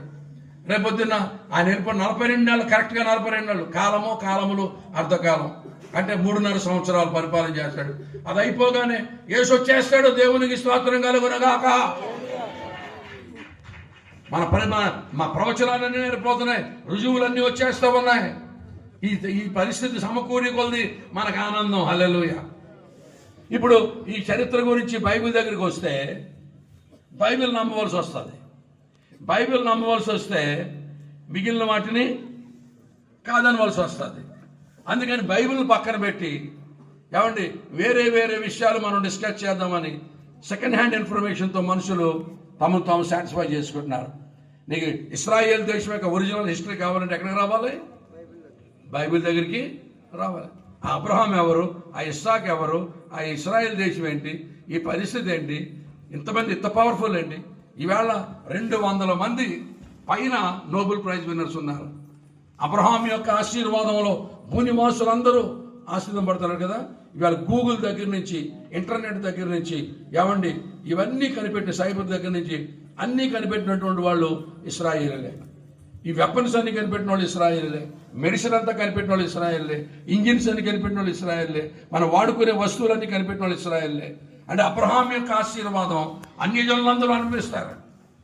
ఈవేళ ఈ సౌఖ్యము, ఈ ఫెసిలిటీసు, ఈ యొక్క టెక్నాలజీ, ఇవన్నీ మెడిసిన్, ఈ యొక్క అగ్రికల్చర్లో వాళ్ళు తీసుకొచ్చినటువంటి పెను మార్పులు, ఇవన్నీ కూడా భూనివాసులందరూ అనుభవిస్తున్నారు. అబ్రహామును బట్టి దేవుడు ఏమన్నాడు? అన్యజనులందరూ, భూనివాసులందరూ, లోకస్తులందరూ కూడా నీ యొక్క ఆశీర్వాదంలో పాలు పంపులు నీ మూలంగా దీవింపబడును. ఈవేళ యేసు ప్రభు నమ్మినా నమ్మకపోయినా అబ్రహాము సంతానం కనిపెట్టినటువంటి సైంటిఫిక్ అడ్వాన్స్మెంట్ ఈవేళ అన్యజనులందరూ అనుభవిస్తున్నారు. ప్రతిదీ ఎక్స్రే దగ్గర నుంచి, గుండు సూది దగ్గర నుంచి అండి, బాల్ పెన్ దగ్గర నుంచి అండి, జీన్స్ దగ్గర నుంచి అండి, మొత్తం కనిపెట్టిన అన్ని వస్తువులన్నీ కనిపెట్టారు. ఇవాళ ప్రపంచంలో అందరూ కూడా ఆశీర్వాదాన్ని అనుభవిస్తున్నారు. రక్షణ అనేటువంటి ఆశీర్వాదాన్ని నమ్మిన వాళ్ళు అనిపిస్తున్నారు. దేవునికి మహిమ కలుగునగా. ఈవేళ దేవుని గురించి తెలియట్లేదు, యేసు మాకు అర్థం అవట్లేదు, ఈ యొక్క రక్షణ సువార్త మాకు అర్థం అవట్లేదు అనడానికి అవకాశం లేకుండా ఈవేళ దేవుడు తను తాను బయలుపరుచుకుంటున్నాడు. ఆ దినాల్లో ఫరో యొక్క సైన్యాన్ని ముంచేయడం ద్వారా ప్రపంచానంతని తెలియజేసుకున్నాడు. ఈవేళ ఇశ్రాయేలు దేశంని ఏమంటే పైకెత్తడం ద్వారా అందరికి, ప్రపంచం అంతటికి కూడా ప్రభుత్వం తాను బయలుపరుచుకుంటున్నాడు. ఆయన యుద్ధశూరుడు అండి. ఎవరండి ఆయన? ఇశ్రాయేలు సైన్యములకు ముందు నడిచే దైవము. దేవునికి స్తోత్రం కలుగునుగాక. యెహోవానైన నేను మార్పు లేని వాడను కనుక యాకోబు సంతతి వారైన మీరు ఏం కాలేదు? లయము కాలేదు. ఏమండి యెహోవా గనక మార్పు గలవాడు అయి ఉంటే ఈవేళ భూమి మీద ఇశ్రాయేలు దేశం ఉండేది కాదు, మ్యాప్లో ఉండేది కాదు. అన్ని యుద్ధాలు చేసి ఏ దేశము కూడా నిలవలేదు ప్రియులారా. ఎప్పుడు ఓటమి తెలియదు. దేవుడే స్వయంగా అప్పగిస్తే తప్ప ఇశ్రాయేల్ దేశానికి ఓటమి తెలియదు. లేఖనం చెప్తా ఉంది, యెహోవానైన నేను మార్పు లేని వాడను గనుక యాకోబు సంతతి వారని మీరు లయము కాలేదు. నేను నిన్న నేడు నిరంతరము ఏకరీతిగా ఉన్నవాడను, వాగ్దానము చేసిన వాడను, నమ్మదగిన వాడను. ఇశ్రాయేలు కాచు దేవుడు కునుకడు, నిద్రపోడు. నేను విడువను, నేను నిన్ను ఎడబాయను అని చెప్పాను కనుక ఆ మాట మీద నేను నిలబడి ఉంటాను కనుక నువ్వు నిరంతరము సజీవుడిగా ఉంటావు, నువ్వు నాశనం అవు. లేకపోతే ఎప్పుడో ఇశ్రాయేల్ దేశం నాశనం అయిపోయింది. ఏ దేశమో కూడా అని యుద్ధాలు చేసి బ్రతకదు. కనుక ఈ దినాల్లో దేవుని సువార్తను అర్థం చేసుకోవడం బహు సులువు. మనం తేటగా వివరించి బోధిస్తూ ఉన్నాం. ఏమండి ప్రతి శ్లోకము కూడా వివరించి బోధిస్తూ ఉన్నాం. ఇంత గొప్ప సాక్షి సమూహం మేఘం వలె ఉంది. ఇప్పుడు నమ్మకపోతే నీ మీద నేరస్థాపన జరగదు. నీలాంటి తాతలు లాంటి వాళ్ళు మారిపోయారు. ఎవరండి? తాతలు లాంటి నీ తలదన్నోళ్ళు మారిపోయి దేవునికి సరెండర్ అయిపోయారు. ఎవరు యేసుని ఎదిరించడానికి సరిపోయేవాళ్ళు కాదు. కనుక ప్రియమైన దేవుని సంగమా, దేవుని బిడ్డలారా, ఈవేళ నేరస్థాపన నీ మీద చావుకు మునిపే దేవునికి లోబడ్డం మంచిది. దయచేసి తలలో వంచండి, ప్రార్థన చేసుకుందాం.